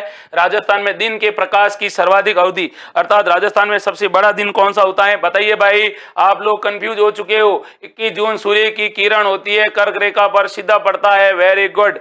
और 21 जून को दिन होता है, सबसे बड़ा होता है, ये याद रखना था आपको। 21 जून को कौन सा दिवस मनाते हैं भाई? 21 जून को योग दिवस मनाते हैं। कौन सा दिवस? योग दिवस मनाते हैं, याद रखना है। और इसको कौन सी संक्रांति कहते हैं भाई? कर्क संक्रांति भी कहते हैं, ये भी याद रखना है।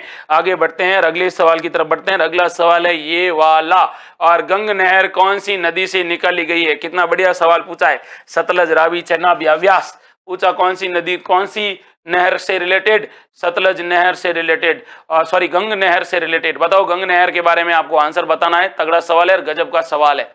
और इतने अच्छे अच्छे सवाल जब प्रतियोगी परीक्षाओं में पूछे जाते हैं ना, तो भाई आंसर देने का भी अपना एक अलग ही मजा होता है।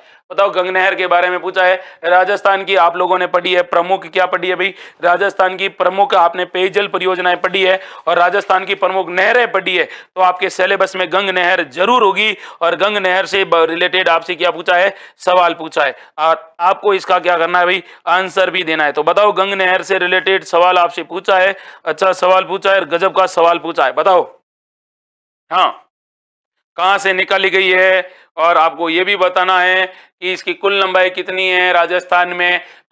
ऐसे सवाल पूछे जाते हैं। अरे भाई साहब जी, तगड़े आंसर बता रहे हो आप लोग। आप लोग कह रहे हो कि सर सतलज नदी से निकाली गई है गंग नहर।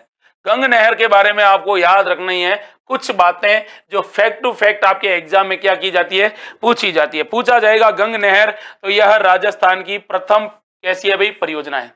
गंग नहर राजस्थान की प्रथम नहर परियोजना है। फिर आपसे पूछा जाएगा कि कौन सी नदी, नदी का नाम है सतलज, ये कहां से निकाली गई है, तो ये निकाली गई हुसैनी वाला से। हुसैनी वाला कहां पर है, हुसैनी वाला पंजाब में, वहां से इस नहर को लेकर आए थे।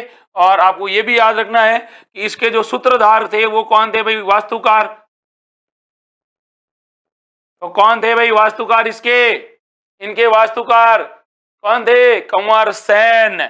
और आपको यह भी याद रखना है कि इसके निर्माता कौन थे, तो निर्माता थे महाराजा गंगा सिंह। और निर्माता गंगा सिंह थे, ठीक है भाई, आप लोगों को पता है। और गंगा सिंह को आधुनिक भारत का क्या कहा जाता है, आधुनिक भारत का भागीरथ कहा जाता है। ये बातें छोड़ दीजिए जो आपसे सवाल पूछी जाती है, लेकिन मैं आपसे पूछ रहा हूं वो सवाल जो आपको इस तरफ याद रखने, तगड़े तगड़े सवाल है जो अक्सर अपनी प्रतियोगी परीक्षाओं में क्या किए जाते हैं भाई, पूछे जाते हैं। तो कौन से सवाल है, आपसे सवाल ये पूछा जाएगा। और क्या पूछा जाएगा, बताओ भाई, राजस्थान में ये कहां से प्रवेश करती है। तो राजस्थान में इसका प्रवेश कहां से होता है, राजस्थान में प्रवेश होता है भाई हुसैनी वाला हेड से। कहां से होता है, हुसैनी वाला हेड। और हुसैनी वाला हेड कहां पर है, हुसैनी वाला हेड है गंगानगर में। कौन से नगर में, गंगानगर के अंदर है, ये याद रखना है। अगला सवाल देखिएगा, सवाल आपसे इससे रिलेटेड पूछा जाएगा। बताओ भाई, ये जो नहर है इसकी कुल लंबाई कितनी है। तो कुल लंबाई तो भाई 292 किलोमीटर है। कितने किलोमीटर, 292 किलोमीटर है इसकी कुल लंबाई। लेकिन आपसे सवाल ये पूछा जाएगा, बताओ भाई राजस्थान के अंदर इसकी कुल लंबाई कितनी है। तो ध्यान रखना कि इसकी जो लंबाई राजस्थान के बारे में पूछी जाएगी तो आप क्या कहोगे, सर इसकी कुल लंबाई वितरिकाओं समेत तो 1153 किलोमीटर है। अब अगला सवाल ये पूछा जाएगा, राजस्थान में प्रवेश, सॉरी हुसैनी वाला से नहीं होता, अभी खक्का गांव से होता है। खक्का गांव से ना, खक्का गांव गंगानगर में, वहां से इसका प्रवेश होता है। अब आपसे पूछा जाएगा इसकी शाखाएं। ओ भाई साहब जी, शाखाएं सबसे ज्यादा पूछी गई है इसकी। एक तो करणी जी, याद रखना सवाल पूछा गया है करणी जी। और कौन सी, लालगढ़। और कौन सी, समीजा। कौन सी जा, समीजा। और कौन सी, नारायण, लक्ष्मी नारायण। कौन सा नारायण, लक्ष्मी नारायण। फिर आपसे सवाल पूछा जाएगा, इस नहर का उद्घाटन किसने किया था। सबसे बढ़िया सवाल है, इसका उद्घाटन हुआ था लॉर्ड इरविन के द्वारा। कई बार पूछा जाता है, लॉर्ड इरविन इसका क्या करता है भाई, उद्घाटन करता है। और सबसे बड़ी बात यह है इसके बारे में, और सवाल ये पूछा भी जाएगा इसके बारे में, बताओ भाई ये जो सिंचाई परियोजना है, ये जो सिंचाई परियोजना है, ये किन किन जिलों में, गंगानगर और बीकानेर जिलों में जलापूर्ति करती है भाई। आगे बात करते हैं अगले सवाल के बारे में, प्रयास करते हैं। हाँ बिल्कुल, खक्का गांव में, मैंने बता दिया ना। आगे बात करते हैं अगले सवाल की तरफ। अगला सवाल है ये, ओहो, राजस्थान में चेती, जो दमिश्क की गुलाब है, वो किस जिले में उत्पादित होती है। आज गुलाब के नाम से याद आया कि ये गुलाब मेरे भी ऑफिस में अभी कोई रख के गया था। हालांकि ये तो मुरझाया हुआ है, ये तो पूजा के, जो हमारी जो पूजा होती है ना मंदिर में, वहां पे रखा हुआ था। जो आप समझ रहे हो वो वाला नहीं है ये गुलाब। अब आपको पूछा है कौन सा गुलाब, चेती गुलाब। देखो ये वाला गुलाब है ना, दिख रहा है ना, मुरझाया हुआ भी है। हाँ, बताओ इसका राइट आंसर क्या है। चेती गुलाब की खेती कहां से होती है। हमारा तो रोज डे ही रहता है, आपका कैसा है ये बताओ। Very good, very good. बताओ बताओ बताओ बताओ, फटाफट आंसर बताओ भाई। गजब का सवाल पूछा है आपसे।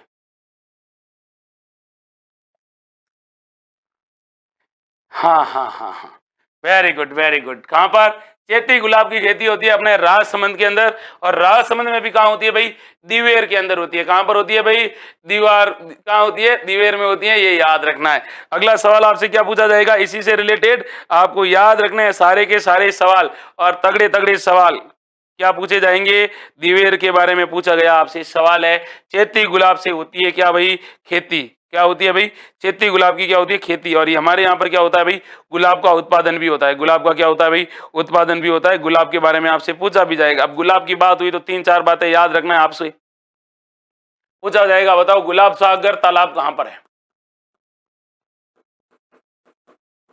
गुलाब सागर तालाब, जिसका निर्माण गुलाब राय ने करवाया था, जिसे मारवाड़ की कौन सी जहां कहा जाता है? नूरजहां कहा जाता है। कौन सी जहां? नूरजहां कहा जाता है। तो बताओ राइट आंसर क्या है भाई इसका? अच्छा सवाल है, गजब का सवाल है। तो आपको याद रखना है कि सर गुलाब सागर है जोधपुर में। फिर आपसे पूछा जाएगा गुलाब हलवा कहाँ का प्रसिद्ध है? गुलाब हलवा कौन सा जिला? पाली जिला। फिर आपसे क्या सवाल पूछा जाएगा? गुलाबी शहर, पिंक सिटी किसे कहते हैं? गुलाबी शहर, अरे Jaipur, pink city. Stanley read ने कहा था रॉयल टाउन ऑफ इंडिया में। फिर याद रखना गुलाबो सपेरा, गुलाबो कौन है? सपेरा है। और कौन सा नृत्य करती है भाई? अरे कालियो कूद पड़ियो मेले में, काल बेलिया। कौन सा बेलिया? काल बेलिया। फिर क्या सवाल पूछा जाएगा आपसे? फिर आपसे सवाल पूछा जाएगा गुलाबी संगमरमर। भाई साहब जी, गुलाबी संगमरमर कहां पर? तो गुलाबी संगमरमर अपने कहां पर? उदयपुर में। फिर क्या सवाल पूछा जाएगा? बताओ भाई गुलाब के बारे में। और सवाल यह पूछा जाएगा रेगिस्तान का गुलाब किसे कहते हैं? रेगिस्तान का गुलाब, अरे रेगिस्तान का गुलाब कहते हैं जैसलमेर को। कहते हैं कि नहीं कहते हैं? सारे सवाल परीक्षा में पूछे गए हैं। पूछे गए हैं कि नहीं पूछे गए हैं? फिर आगे बात करता हूं, गुलाब के बारे में बात हो रही है तो आपको यह भी याद रखना है कि गुलाबी रंग के वस्त्र, गुलाबी रंग के वस्त्र कौन पहनता है भाई? तो गुलाबी रंग के वस्त्र पहनते हैं राम स्नेही संप्रदाय के जो लोग होते हैं, जो अपने सिर पर बाल नहीं रखते हैं, मुंह पर दाढ़ी नहीं रखते हैं और मूछें नहीं रखते हैं, वो गुलाबी वस्त्र पहनते हैं। फिर आपसे सवाल क्या पूछा जाएगा? और सवाल आपसे पूछा जाएगा, बताओ भाई हमारे राजस्थान की सबसे बड़ी गुलाब की मंडी कहां पर है? गुलाब फूल मंडी। और गुलाब के फूल की मंडी जैसे ही आपसे पूछे, आप कहोगे सर पुष्कर के अंदर है। पुष्कर कहां पर है? अजमेर के अंदर है। और एक बात और याद रखना, गुलाब खां का मकबरा किसका? गुलाब खां का मकबरा कहां पर है? गुलाब खां का मकबरा। गुलाब कलंदर कहो या गुलाब खां का मकबरा आपसे पूछे, तब आप क्या कहोगे? गुलाब खां का मकबरा, जोधपुर। अच्छे अच्छे सवाल है, सारे के सारे पूछे गए हैं। लड़की के जन्म पर गुलाबी ओढ़नी ओढ़ते हैं, बिल्कुल ओढ़ते हैं। अच्छे सवाल है, तगड़े वाले सवाल है। हाँ, गुलाब जामुन, जब आपकी नौकरी लग जाएगी ना, तब आप गुलाब जामुन लेके आना। अगला सवाल है, कौन सा आभूषण है गले में नहीं पहना जाता है? गले में नहीं पहना जाता है, बाकी पता नहीं कहां पर पहना जाता है, वो आपको याद रखना है ना? तो बताओ भाई गुलाब कौन सा गले में नहीं पहना जाता? मादलिया, तिमड़िया, कांटला और आंवला। तो बताओ इनमें से कौन सा भाई गले में नहीं पहना जाता है? अच्छा सवाल है, गजब का सवाल है और तगड़ा वाला सवाल है। जिन्होंने वीडियो को लाइक नहीं ठोका है, फटाफट लाइक ठोक दीजिए भाई। दुर्गा चारण, मनीष सोलंकी, कैलाश इनकिया चौधरी, सुमन सोनू, महेंद्र पारगी, सुखदेव, राज खटीक, अजू परमार ऑफिशियल चौधरी, मोहम्मद राज फिरोजा, जाट 22, अजू Parmar, Sukhdev, Sangeeta. Very good. Right answer क्या है भाई इसका? अरे सीधा सा राइट आंसर है भाई आंवला। कौन सा है भाई? आंवला है। और आंवला कहां पर पहना जाता है भाई? आंवला गले में नहीं पहना जाता है, याद रखना। आंवला, मादलिया हो गया, तिमड़िया हो गया, कांटला हो गया, ये सब गले के आभूषण है, याद रखना। आंवला पैरों में पहना जाता है। बहुत बढ़िया उर्मद राज फिरोजा, आंवला पैरों में पहना जाता है। आंवला कहां पर? पैरों में। ठीक है, पैरों में पायल है। ठीक है, मैंने पायल है छनकाई, छनकाने दो, उधर ध्यान ही नहीं देना। अपनी तैयारी है, तैयारी को करते रहना है। ठीक है, क्योंकि हमेशा ध्यान रखना, शुभ काम में हमेशा विघ्न होता है। शुभ काम में क्या होता है? विघ्न होता है। इन विघ्नों से दूर रहो। अगला सवाल देखो, नारायण चतुर्भुज घासीराम किस चित्रशैली से संबंधित है? बताओ। अच्छा सवाल पूछा है। अंशु बेनीवाल, चौधरी, राज खटीक, संगीता परिहार। बताओ राइट आंसर क्या है? अच्छे से आपको इसका क्या देना है? आंसर भी देना है। फटाफट आंसर बताओ भाई कि नारायण चतुर्भुज घासीराम किस चित्रशैली के चित्रकार है? हाँ, सीधे सीधे सवाल पूछे, तगड़े तगड़े सवाल पूछे। और कौन सी शैली है? मनीष ने कहा कि सर धौलपुर है। बेटा धौलपुर तो ऑप्शन ही नहीं है। सुमन सोनू, दुर्गा चारण, अजू परमार, सुखदेव। हाँ, कोई तो आंसर बता दो। फिर तो मेरे को तो पता नहीं है ये किस शैली के चित्रकार है। नारायण भी है, चतुर्भुज भी है और घासीराम भी है। और पूछा किसके बारे में, राजस्थान की कौन सी शैली के बारे में, चित्र शैली के बारे में। अब आपको इसके बारे में आंसर बताना है, कौन सी शैली के चित्रकार है ये। अच्छा सवाल पूछा है। घासीराम भी है, नारायण भी है, चतुर्भुज भी है, कौन सी शैली है भाई। Very good very good very good, मतलब आप लोग गलत आंसर बता रहे हो भाई। बताया आपको कौन सी शैली है। अरे कौन सी शैली है, ये शैली है अपने कौन सी वाली, नाथद्वारा, देवगढ़, जोधपुर, कौन सी शैली है बताओ। अच्छा सवाल है, आपसे पूछा गया सवाल है, आप कहोगे सर नाथद्वारा शैली है। नाथद्वारा शैली का प्रारंभ राज सिंह प्रथम के समय, और इन्हीं का काल, इस शैली का कैसा काल कहलाता है, स्वर्ण काल। इस शैली पर प्रभाव किसका है, या ये किसका मिश्रण है, तो ये मिश्रण है भाई उदयपुर प्लस, उदयपुर शैली प्लस किसकी, ब्रज शैली का।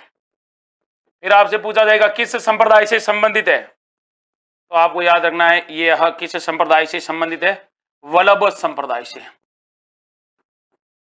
इस शैली की क्या प्रसिद्ध है, इस शैली की नाथद्वारा शैली की पिछवाइयां, पिछवाइयां, पिछवाइयों में भगवान कृष्ण के जीवन का क्या होता है, कृष्ण के जीवन का चित्रण होता है, कृष्ण जीवन चित्रण।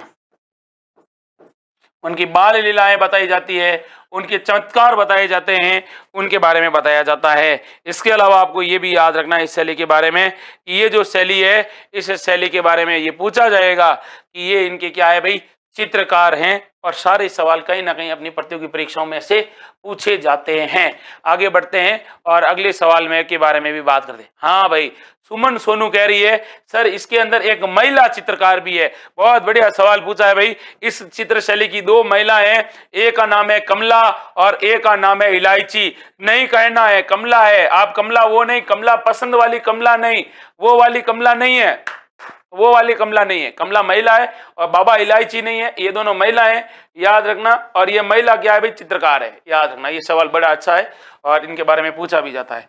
कमला पसंद और बाबा इलायची नहीं याद रखना है आपको, कमला और क्या याद रखना है भाई, इलायची याद रखना। और ये महिलाएं चित्रकार थी इस शैली की। सीधे सीधे सवाल है, अच्छे अच्छे सवाल है, तगड़े तगड़े सवाल है। आगे बढ़ते हैं और अगले सवाल के बारे में बात करते हैं। अगला सवाल क्या कह रहा है उसको ध्यान से देखिएगा। क्या सवाल है, ध्यानपूर्वक देखो भाई।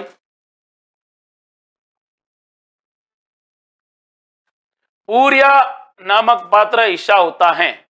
अच्छा सवाल है, पूर्या कौन से इनमें से किसका पात्र या किसका हिस्सा होता है, जसमा उडन नृत्य नाटिका, गौरी नृत्य नाटिका, भवई नृत्य नाटिका या फिर रम्मत लोक नाट्य। अच्छा सवाल पूछा, फटाफट आंसर बताओ भाई। गजब सवाल पूछा है और गजब तरीके से आपको इसका आंसर भी देना है। फटाफट आंसर बता दो भाई, अच्छे अच्छे सवाल है, तगड़ी तगड़ी सवाल है और गजब गजब सवाल है। तो बता दो भाई क्या आंसर है आपका इसमें, बताइएगा। Very good very good very good. आप कह रहे हो कि सर ये तो कौन सा री है भाई, गौरी है। लेकिन गौरी के बारे में भी आपसे कई सारे सवाल पूछे जा सकते हैं जो आपको क्या रखने हैं भाई, याद रखने हैं। आपको ये भी पता है, आपने लोक नाट्य वगैरह अच्छे से पढ़े हैं, तो आपको ये भी पता होना चाहिए कि राजस्थान में प्रमुख लोक नाट्य और लोक गीतों से अक्सर आपसे क्या पूछा जाता है, सवाल पूछा जाता है। किस लोक नाट्य के बारे में बात हुई है भाई, तो बात हुई है अपने किसके बारे में, गौरी के बारे में। किसके बारे में, गौरी के बारे में। और गौरी के बारे में अच्छे अच्छे क्या बनते हैं भाई, बहुत बढ़िया बढ़िया सवाल बनते हैं। और कौन कौन से सवाल बनते हैं वो भी आपको याद रखना है। अब आपको ये याद रखना है कि गौरी का संबंध किस जनजाति से है, तो आप कहोगे सर गौरी का संबंध है वो आपके भील जनजाति से है। किस जनजाति से है भाई, भील जनजाति से हैं। ये तो आपको याद रखना ही रखना है। और सबसे बड़ी बात ये है गौरी के बारे में ये याद रखना है, गौरी है ये 40 दिनों तक चलता है, 40 दिन तक। इसको कहते हैं लोक नाट्यों का मेरु नाट्य, सबसे लंबे समय तक चलता है। फिर आपको याद रखना ये कहां पर, मेवाड़ में होता है। मेवाड़ में कहां पर, पहाड़ी क्षेत्रों में। किस जनजाति के द्वारा होता है, तो आप कहोगे सर जनजाति है वो है भील। फिर आपसे सवाल पूछा जाएगा किसकी स्तुति में?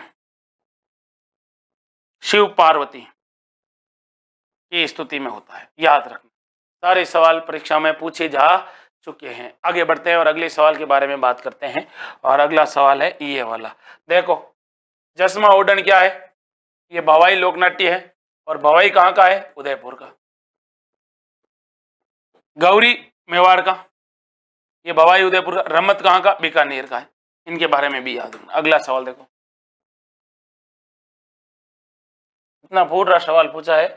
जिप्सी फेरस मृदा पाई जाती है कहां पर? कौन सी मृदा?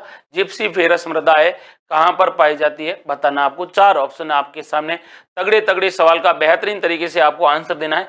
गंगानगर, भरतपुर, कोटा या बीकानेर। और पूछी कौन सी मिट्टी है? जिप्सी फेरस मिट्टी पूछी है। आंसर आपको बताना है। आपके सामने सीधा सीधा प्रश्न पूछा है। राजस्थान की जब मृदा पढ़ते हैं और उसी मृदा में आपसे पूछी गई है कौन सी फेरस? जिप्सी फेरस मिट्टी पूछी है। बताओ कौन पर पाई जाती है? गजब सवाल पूछा है। बताइए बताइए बताइए। जिप्सी फेरस मिट्टी, ये सवाल पूछा गया है। और पूछा क्या गया था? राजस्थान में सर्वाधिक जिप्सम कहाँ होता है? और जिप्सम की मात्रा इस मिट्टी में ज्यादा होती है। और जिप्सम की मात्रा बीकानेर के अंदर। तो जिप्सी फेरस क्या करोगे? बीकानेर करोगे, ना कि गंगानगर करोगे। याद रखना है। आगे बढ़ते हैं और अगले सवाल की तरफ बढ़ते हैं। अगला सवाल ये है, मित्रपाल सिंह, कोटा नहीं है, मित्रपाल सिंह जी बीकानेर में है। किस व्यक्तित्व ने शहरियों की विचारधारा से प्रभावित होकर लिखा है कि शहरिया को एक रोटी खिला दीजिए, वह जीवन भर आपको याद रखेगा?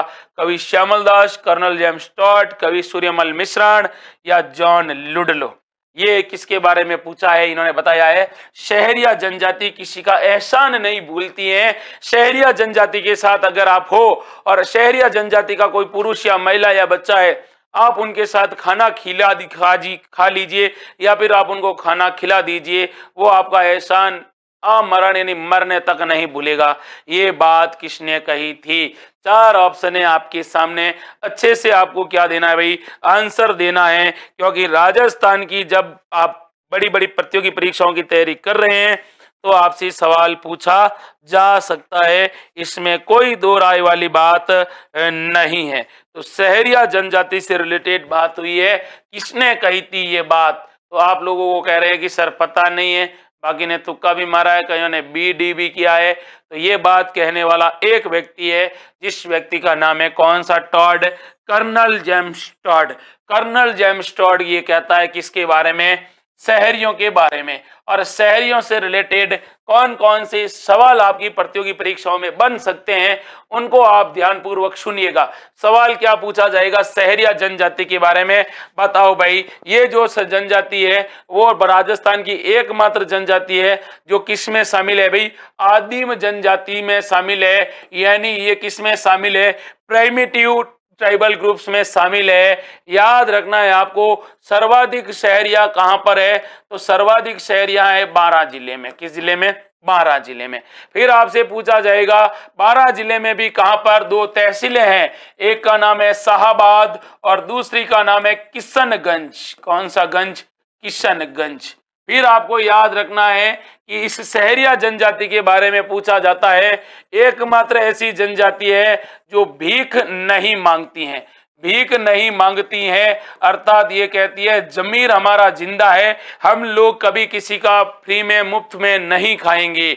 और आपको ये भी याद रखना है इस जनजाति में दहेज प्रथा का चलन नहीं है, दहेज प्रथा का प्रचलन नहीं है। इसीलिए इस जनजाति में यूनिटी भी ज्यादा है सामाजिक रूप से। और कहते हैं कि जहां प्रेम होता है ईश्वर साक्षात वहां निवास करते हैं। इनकी कुल देवी के बारे में जब भी आपसे पूछे तो कुल देवी है भाई कोडिया माता। कौन सी माता है भाई? कोडिया माता इनकी कुल देवी है या कोडिया देवी इनकी कुल देवी है। फिर आपसे सवाल पूछा जाएगा इनके आराध्य लोक देवता, आराध्य देवता कौन से हैं? तो इनके आराध्य देवता है तेजाजी। कौन से हैं भाई? तेजाजी इनके आराध्य देवता है। फिर आपसे पूछा जाएगा इनके आदि गुरु कौन है? तो इनके आदि गुरु है वाल्मीकि। कौन है भाई? वाल्मीकि इनके आराध्य गुरु है, ये भी आपको याद रखना है। फिर आपको इनके बारे में क्या याद रखना है? इस जनजाति के बारे में अच्छा सवाल पूछा जाएगा। इस संस्कार में है क्या भाई? दारी संस्कार। और दारी संस्कार कहते हैं कि व्यक्ति के मरने के बाद उसके पुनर्जन्म की क्या की जाती है भाई? पुनर्जन्म की जानकारी प्राप्त करने के लिए दारी संस्कार किया जाता है। फिर आपको याद रखना है, ये दीपावली पर कौन सा गीत गाते हैं? तो जब दीपावली आती है तब ये कौन सा गीत गाते हैं भाई? हीड़ गीत गाते हैं। ये भी आपको याद रखना है। इसके अलावा आपको याद होगा वर्षा ऋतु में ये गीत कौन सा गाते हैं? तो जब बरसात होगी, बरसात का महीना होगा और उस समय ये गीत गाएंगे लहंगी। कौन सा गाएंगे भाई? लहंगी गाएंगे। और कौन सा गाएंगे? आला गाएंगे। ये दो गीत बरसात के दौरान मानसून में गाएंगे। आप तो गाते हो टिप टिप बरसा पानी और पानी ने आग लगाई, और जिनकी आग लगी हुई है वो कहते हैं बरसात के मौसम में तन्हाई के आलम में घर से निकल आया और बोतल भी उठा लाया। वो लोग कहते हैं हमें बोतल बोतल कुछ नहीं चाहिए, हम तो गाएंगे लहंगी और हम गाएंगे आला, क्योंकि यहाँ पर प्रेम विवाह को स्वीकार किया जाता है इसीलिए। और जहाँ पे प्रेम विवाह को स्वीकार नहीं किया जाता है वहां तो आपको पता है क्या कंडीशन रही होगी, आप लोग भुगतभोगी हो काफी इनमें से। अगला सवाल देखो, और अगला सवाल है ये वाला। क्या सवाल पूछा गया है? तगड़ा सवाल है और गजब का सवाल पूछा है। देखिएगा सवाल क्या है। उससे पहले वीडियो को फटाफट लाइक ठोक दीजिए। सवाल है ये वाला। हाँ, राजस्थान में राजनीतिक चेतना को सर्वप्रथम जन्म देने वाला व्यक्ति कौन था? तो राजस्थान में राजनीतिक चेतना का अग्रदूत किसे कहा जाता है? ये आपको बताना है। आपके सामने चार ऑप्शन है, अच्छे अच्छे और तगड़े तगड़े आंसर है। फटाफट आंसर बता दीजिए भाई। चार ऑप्शन है, फटाफट आंसर बताओ। विजय सिंह पथिक, अर्जुन लाल शेट्टी, शेठ दामोदर दास या साहसमल बोहरा। और यहां पर मैं बता दूं, आप क्या करोगे? अनुमानित स्टूडेंट सवाल को गलत करोगे, क्योंकि यहां पे मुझे पता है जब राजनीतिक चेतना का सर्वप्रथम जन्म देने वाले व्यक्ति की बात आएगी तब आधे से ज्यादा स्टूडेंट इस सवाल को क्या करेंगे भाई? गलत करेंगे। और मुझे पता है कि आप में से कई लोग गलत कर नहीं रहे हैं, लेकिन गलत कर सकते हैं। तो बताओ भाई, राजस्थान में आपसे पूछा है, क्या पूछा है? Very good, very good, very good. हाँ बताओ। Very good.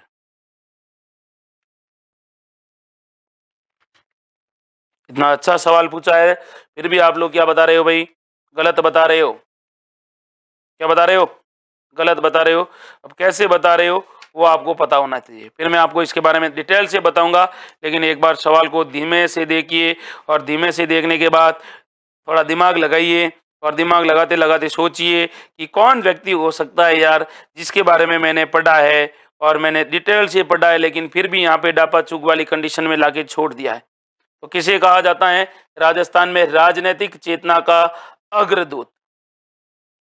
Very good. आप लोगों ने, सब लोगों ने बढ़िया बढ़िया आंसर दिया है, लेकिन जिन जिन लोगों ने, यहाँ मैंने कहा ना, आप लोगों ने अपने पार्टी बदल दी है तुम लोगों ने। मुझे पता है कभी तुम लोग इसमें कभी उसमें कूद जाते हो। ए बताने वाला बी बता रहा है, बी बताने वाला ए बता रहा है। आप लोगों के खुद के फ्यूज उड़े हुए हैं, है ना, कि यार हो सकता है, कौन सा हो सकता है। अब सब लोग कर रहे हैं बी, पहले उन्होंने ठोका ए, अब ए ठोकने वाले बी ठोक रहे हैं। तो इसका राइट आंसर क्या है भाई? राइट आंसर है वो है विजय सिंह पथिक। विजय सिंह पथिक को राजस्थान का राजनीतिक चेतना का क्या कहा जाता है? अग्रदूत कहा जाता है। और इसके अलावा इनको क्या कहा जाता है? राजनीतिक चेतना के अग्रदूत के अलावा इनको क्या कहा जाता है भाई? अग्रदूत के अलावा इनको क्या कहा जाता है? तो आपको ये भी याद होना कि राजस्थान का दधीची कहा जाता है। राजस्थान का दधीची कहा जाता है। अब इनके बारे में आपको अच्छी अच्छी बातें, तगड़ी तगड़ी बातें याद रखनी है, जो आपसे विजय सिंह पथिक नहीं है भाई, अर्जुन लाल शेट्टी है। अर्जुन लाल शेट्टी ना, विजय सिंह पथिक को तो किसान आंदोलन का जनक कहा जाता है। किसान आंदोलन का जनक,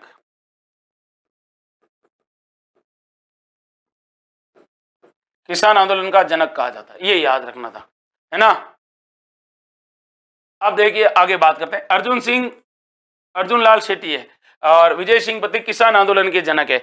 अब अर्जुन लाल शेट्टी के बारे में ये याद रखना है कि इन्होंने क्या किया था भाई? कहते हैं कि ये जो थे, इन्होंने अपना एक एक कोटेशन दिया, अगर अर्जुन लाल नौकरी करेगा तो अंग्रेजों को भारत से बाहर कौन निकालेगा। तो उस समय आपके सामने ये ऑप्शन होता है कि क्या होता है, यहाँ पे खाली जगह दे रखी होती है। ये सवाल ऐसे बना है, सवाल खाली जगह, नौकरी करेगा तो, नौकरी करेगा तो अंग्रेजों को बाहर कौन निकालेगा भारत से। ये बात किसके बारे में कही जाती है, ये कही जाती है अर्जुन लाल शेट्टी के बारे में। कहते हैं कि इनके पास एक बहुत बड़ा ऑफर आता है कि हम आपको बहुत बड़े पद पर अपॉइंट कर रहे हैं। उन्होंने कहा मैं नौकरी नहीं करूंगा, मैं नौकरी करूंगा तो अंग्रेजों को कौन बाहर निकालेगा, ये याद रखना था आपको। अब देखो इनसे रिलेटेड अपने बात कौन कौन सी होगी, तो आपको याद रखना है इनके बारे में। इन्होंने 1905 में किसकी स्थापना की थी, 1905 में इन्होंने जैन प्रचारक समिति की स्थापना की थी।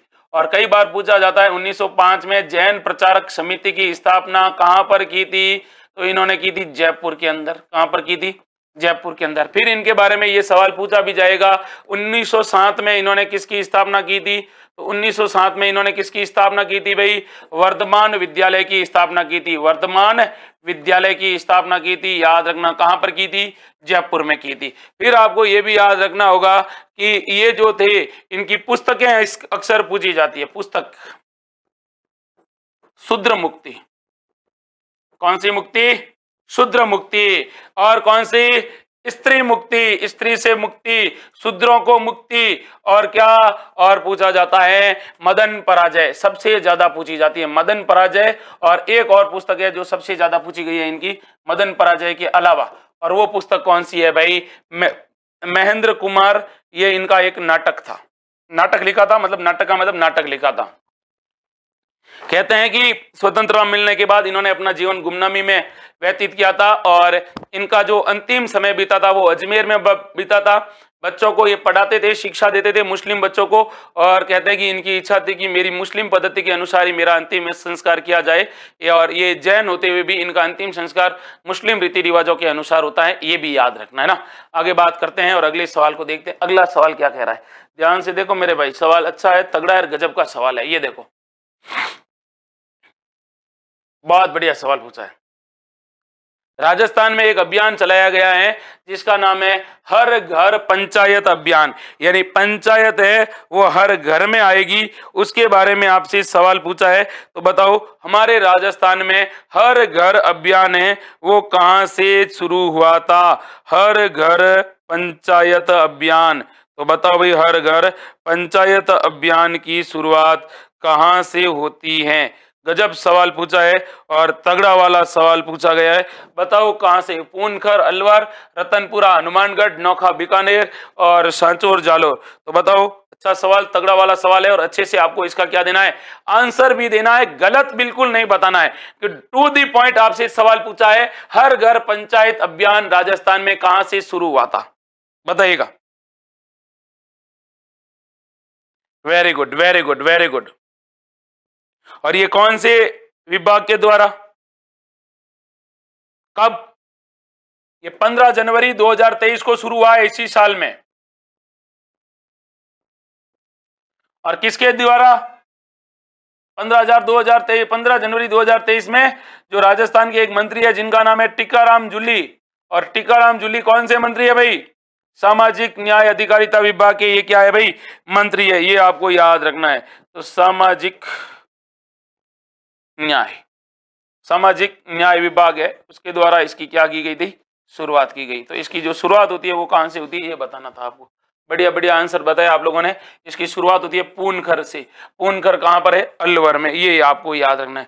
इस अभियान के तहत ये कहा गया है भाई कि हम घर घर जाएंगे और घर घर जाकर क्या करेंगे, लोगों की आम समस्याएं, चाहे पानी की हो, जल की हो, रोड की हो, या फिर कोई दूसरी जो समस्याएं हैं, उन समस्याओं को दूर करेंगे। और सरकार के द्वारा जो योजनाएं लागू की गई है उन योजनाओं का हम प्रॉपर तरीके से उन लोगों तक उन योजनाओं को क्या पहुंचाएंगे भाई, लाभ पहुंचाएंगे। याद रख लेना, आपको सवाल सीधा और सटीक है, और अक्सर ऐसे प्रतियोगी परीक्षाओं में सवाल पूछ लिए जाते हैं। अगला सवाल देखो भी, अगला सवाल भी गजब का सवाल है। हाल ही में जनवरी 2023 में भगवान देव नारायण जी की कौन सी जयंती मनाई गई थी। भगवान देव नारायण जी का पक्का सवाल आएगा, गारंटी है, आप लिख के ले लेना, क्योंकि यहाँ पे मोदी जी आए थे, अशोक जी ने इनिशियली यहाँ पर देव नारायण जी जयंती पर छुट्टी भी की थी। और यहाँ पर कहते हैं कि 50,000 लगभग काफी लोगों का यहाँ पर क्या लगा था, 50,000 तो मैं क्या कहूँ, संख्या नहीं गिन सकते हैं। गुर्जर समुदाय के आराध्य देवता है देवनारायण जी, और यहाँ पर इनका मेला लगा था। तो ये इनकी कौन सी जयंती मनाई, बताओ।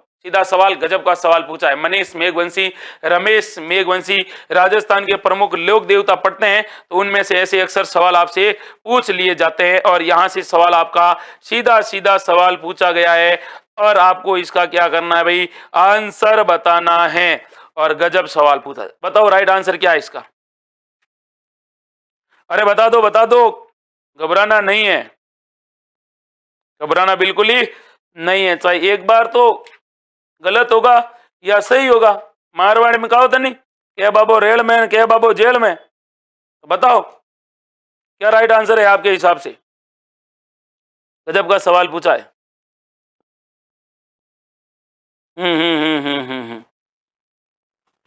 कौन सी जयंती मनाई गई थी, बढ़िया सवाल है, 1111वीं में। लेकिन बात देवनारायण जी की हुई है, तो देवनारायण जी को क्या कहा जाता है भाई, गुर्जर समुदाय के आराध्य देवता, गुर्जरों के आराध्य है भाई ये।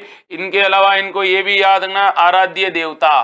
फिर आपसे इनके बारे में पूछा जाएगा, गुर्जरों के आराध्य देवता है, इनको क्या कहा जाता है भाई, आयुर्वेद का क्या कहा जाता है, ज्ञाता। आयुर्वेद का क्या कहा जाता है भाई, ज्ञाता कहा जाता है। इनके बचपन का नाम पूछा जाएगा, कई बार पूछा भी गया है। बचपन का नाम इनका क्या नाम था भाई, उदय सिंह था। बचपन का क्या नाम था, उदय सिंह था। फिर आपको याद रखना है, बचपन का नाम उदय सिंह जी था, बहुत बढ़िया। लेकिन पिता कौन थे भाई, तो पिता थे इनके भोज बगड़ावत। भोज बगड़ावत इनके क्या थे, पिता थे, अर्थात इनका संबंध था बगड़ावत वंश से। माता कौन थी, तो माता थी शेडू खट्टाणी। शेडू खट्टाणी इनकी क्या थी, माता थी। और इसके बाद आपसे पूछा जाएगा, बताओ भाई देवनारायण जी के पिताजी पत्नी का नाम क्या था। तो इनकी पत्नी का नाम जब भी पूछे तो पत्नी का नाम था पीपल दे था। और इसके बाद इनके बारे में सवाल ये पूछा जाएगा कि पीपल दे मान लीजिए इनकी पत्नी थी, तो इनके घोड़ा कौन था, तो घोड़ा था लीलागर। और कहते हैं कि इनके मंदिर के अंदर क्या होती है भाई, इनका देवनारायण जी का जो मंदिर होता है, उस मंदिर में किसकी पूजा होती है, मंदिर में ईंटों की क्या होती है, पूजा होती है। कहते हैं कि देवनारायण जी ने ईंटों पर बैठकर कठिन तपस्या की थी, इसलिए। इसके अलावा इनके बारे में ये भी याद रखना है कि ये जो थे देवनारायण जी, इन देवनारायण जी की एक पुस्तक है जिसका नाम है बगड़ावत महागाथा। और आपसे पूछा जाएगा बगड़ावत महागाथा किसने लिखी थी, तो ये लिखी थी भाई अपने राजस्थान की प्रसिद्ध लेखिका जिनका नाम था लक्ष्मी कुमारी चुंडावत। याद रखना, लक्ष्मी कुमारी चुंडावत ने लिखी थी ये बातें। फिर इनके बारे में आपको ये भी याद रखना है, और गजब की बात याद रखनी है, देवनारायण जी की जो फड़ होती है, उस देवनारायण जी की फड़ बजाते समय फड़ का वाचन किया जाता है कौन से वाद्य यंत्र द्वारा, तो वाद्य यंत्र का नाम है भाई जंतर। कौन सा वाद्य यंत्र होता है भाई, जंतर होता है, ये भी याद रखना है। फिर आपको याद रखना है कि पहले दो देवता है, ये पहले देवता है जिनके ऊपर क्या हुआ है भाई, 2011 के अंदर डाक टिकट जारी हुआ था। दूसरे देवता है वो कौन से हैं भाई, तेजाज जी। और देवता है जिनके ऊपर 95 रुपए का डाक टिकट हुआ था। और इनकी फड़ है, इस फड़ पर भी डाक टिकट जारी हुआ था। कैसा टिकट, डाक टिकट जारी हुआ था। डाक टिकट, फड़ पर डाक टिकट कब जारी होता है भाई, तो इनकी फड़ पर जो डाक टिकट होता है वो 1992 में होता है। देवनारायण जी की फड़ सबसे बड़ी, सबसे लंबी, सर्वाधिक गाथाओं वाली और सबसे छोटी भी मानी जाती है। ये भी आपको इसके बारे में क्या रखना है भाई, याद रखना है। इसके अलावा सवाल पूछा जाएगा, राजस्थान के वह लोक देवता जिन्हें राज्य क्रांति का जनक कहा जाता है। तो राजस्थान में राज्य क्रांति का जनक कहा जाता है, तो वो किसको कहा जाता है, देवनारायण जी को कहा जाता है। और देवनारायण जी किसके समकालीन थे, तो देवनारायण जी के समकालीन लोक देवता थे बाबूजी राठौड़। ये भी आपको क्या रखना है भाई, याद रखना है। कहते हैं कि देवनारायण जी के मंदिर में प्रसाद के रूप में आप दूध चढ़ा सकते हो, दही चढ़ा सकते हो, छाछ और राब भी चढ़ा सकते हो। ये भी आपको याद रखना है ना भाई। आगे बात करते हैं और अगले सवाल की तरफ बढ़ते हैं। अगला सवाल क्या कह रहा है उसको थोड़ा ध्यान से सुनिएगा। क्लास डेली होती है, घबराना नहीं है। अमृत मिशन योजना के अंतर्गत परियोजना को सफल बनाने की जिम्मेदारी किसे प्रदान की गई है? तो एक योजना है जिसका नाम है अमृत योजना। कौन सी योजना है भाई? अमृत योजना है। और उस अमृत योजना को सफल बनाने की जो जिम्मेदारी है वो किसको सौंपी गई है? कलेक्टर को सौंपी गई है, नगर निकाय को सौंपी गई है, या फिर उपखंड अधिकारी को सौंपी गई है, या फिर ये किसके द्वारा सौंपी गई है? तो किसको सौंपी गई है?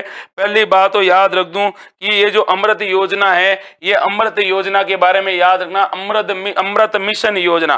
कौन सी? अमृत मिशन योजना के बारे में जब भी आपसे सवाल पूछा जाएगा तो ध्यान रखना, ये अपने राजस्थान के कितने जिलों में संचालित है, कितने शहरों में? तो राजस्थान के 29 शहरों में संचालित है ये अमृत योजना। और अमृत योजना के बारे में पूछा जाएगा आपसे तगड़ा सवाल। 29 शहर है इसके अंतर्गत, और इसकी जो शुरुआत होती है वो कब होती है? तो 25 जून 2015 को इसकी क्या हुई थी? शुरुआत हुई थी। ये केंद्र सरकार की योजना है, अर्थात इसमें पैसा कौन दे रहा है? केंद्र सरकार दे रहा है। और आपको ये भी याद रखना है कि इसका उद्देश्य क्या है? तो इसका उद्देश्य है कि भाई स्वच्छता, सीवरेज, पानी और रोडों की क्या करना है भाई? ध्यान रखना है। इसका जो उत्तरदायी होगा वो कौन होगा? वो अगर आपसे पूछा जाएगा तब आपको क्या जवाब देना है इसका? तो इसका जो कार्य है वो कौन देखेगा भाई? तो बताओ भाई, इसका कार्य कौन देखेगा? बताइएगा भाई, बताओ बताओ बताओ भाई। सवाल अच्छा है, तगड़ा वाला सवाल है। अमृत योजना के बारे में सवाल पूछा गया है, और अमृत योजना से रिलेटेड आपको याद रखना है इसका पूरा क्या नाम है? तो इसका पूरा नाम है, देखो, AMRIT, अमृत। अमृत का पूरा नाम अगर पूछे तो क्या लिखोगे भाई? अटल। क्या लिखोगे भाई? अटल, अटल बिहारी वाजपेयी मिशन, अटल मिशन। उसके बाद क्या लिखोगे? फॉर। क्या लिखोगे? फॉर। उसके बाद क्या लिखोगे? रिजुएशन लिखोगे। क्या लिखोगे? रिजुएशन लिखोगे, रिजुएशन। फिर आपको याद रखना है and urban transformation, and urban transformation लिखोगे। क्या लिखोगे? And urban transformation.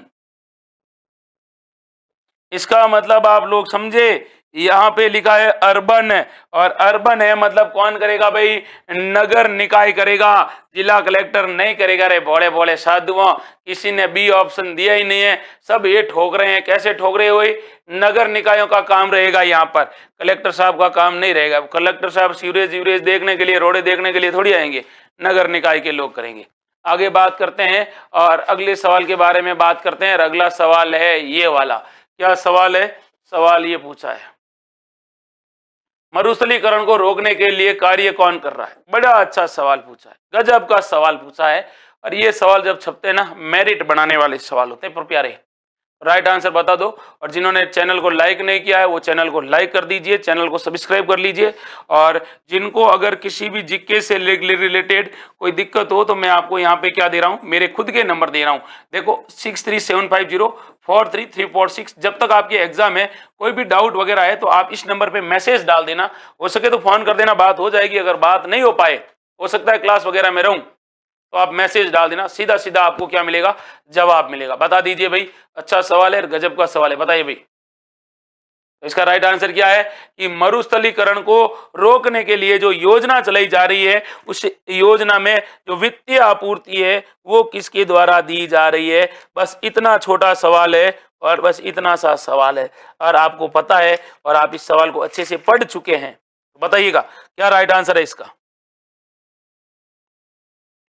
अच्छा सवाल है रे, बता दो। अरे एक सवाल बच्चा है और इतना गजब का सवाल पूछा है, यहाँ से सवाल बनते हैं, यहाँ से सवाल बनते हैं भाई। तो बताओ, मरुस्थल को रोकने के लिए क्या चलाया जा रहा है भाई? प्रयास किया जा रहा है, किसके द्वारा यह परियोजना संचालित है? और इनमें से एक संगठन का पूछा है, और कौन संगठन हमारे राजस्थान में ये योगदान दे रहा है? बताओ। मरुस्थलीकरण आप लोगों ने पढ़ा है तो बताओ भाई, मरुस्थलीकरण को रोकने के लिए किसके द्वारा क्या दिया जा रहा है भाई? तो आपके सामने 4 ऑप्शन है, और चारों ऑप्शनों में आपको बताना है कौन सा दे रहा है भाई। बताओ, बढ़िया आंसर बताया आप लोगों ने। तो आप लोगों ने जो आंसर दिए हैं उन आंसरों में से लगभग लगभग लोगों ने क्या दिया है भाई, बेहतरीन आंसर दिया है, तगड़ा आंसर दिया है। किसने दिया है? यूएनसीसीडी। यूएनसीसीडी के बारे में आपको याद रखना है, अच्छे अच्छे सवाल पूछे जाएंगे। ये यूएनसी, कईयों ने यूनिसेफ ठोका है, कईयों ने कुछ ठोका है, कईयों ने कुछ ठोका है, लेकिन यहाँ पे राइट आंसर होगा वो यूएनसीसीडी रहेगा। यूएनसीसीडी का पूरा नाम है संयुक्त राष्ट्र मरुस्थल रोकथाम कंजर्वेशन। इसकी स्थापना कहाँ होती है? इसकी स्थापना 1994 में होती है। और इसका मुख्यालय कहाँ पर है? तो इसका मुख्यालय पेरिस में। कहाँ पर है?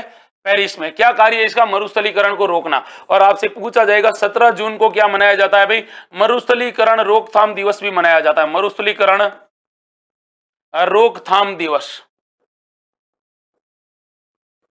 ये भी आपको याद रखना है। सवाल अच्छे अच्छे हैं, तगड़े तगड़े सवाल है और गजब गजब के सवाल है। और आपको ये भी याद रखना होगा कि ये अपने राजस्थान के अंदर क्या करता है भाई, ये मरुस्थलीकरण को रोकने के लिए हमें क्या देता है?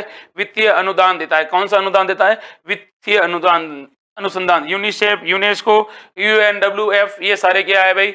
अलग अलग है। अच्छे अच्छे सवाल है, तगड़े तगड़े सवाल है। देखो डेटे सारी परीक्षाओं की आपके सिर पर है।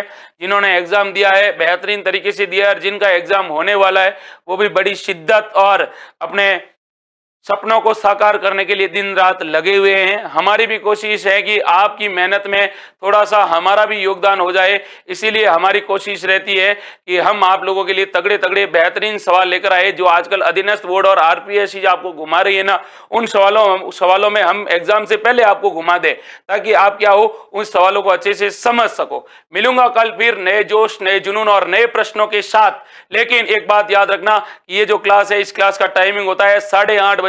खत्म कब होती है ये तो मुझे नहीं पता, क्योंकि सवाल का जब पोस्टमार्टम होता है तो पता नहीं कब कितना टाइम लगता है। तो अपनी तैयारी को बेहतरीन करते रहिए। और एक बात कहूंगा कि हौसले के तरकश में कोशिश का वो तीर जिंदा रख। अगर हार जाए जिंदगी में सब कुछ, लेकिन फिर से उठने की उम्मीद जिंदा रख। देर हुई है, देरी हुई है, बाकी कुछ नहीं हुआ है। अभी समय है, समय का सही तरीके से उपयोग करेंगे तो सफलता पर अग्रसर और सफलता के पर्वत पर अपन जाएंगे। जय हिंद, जय भारत।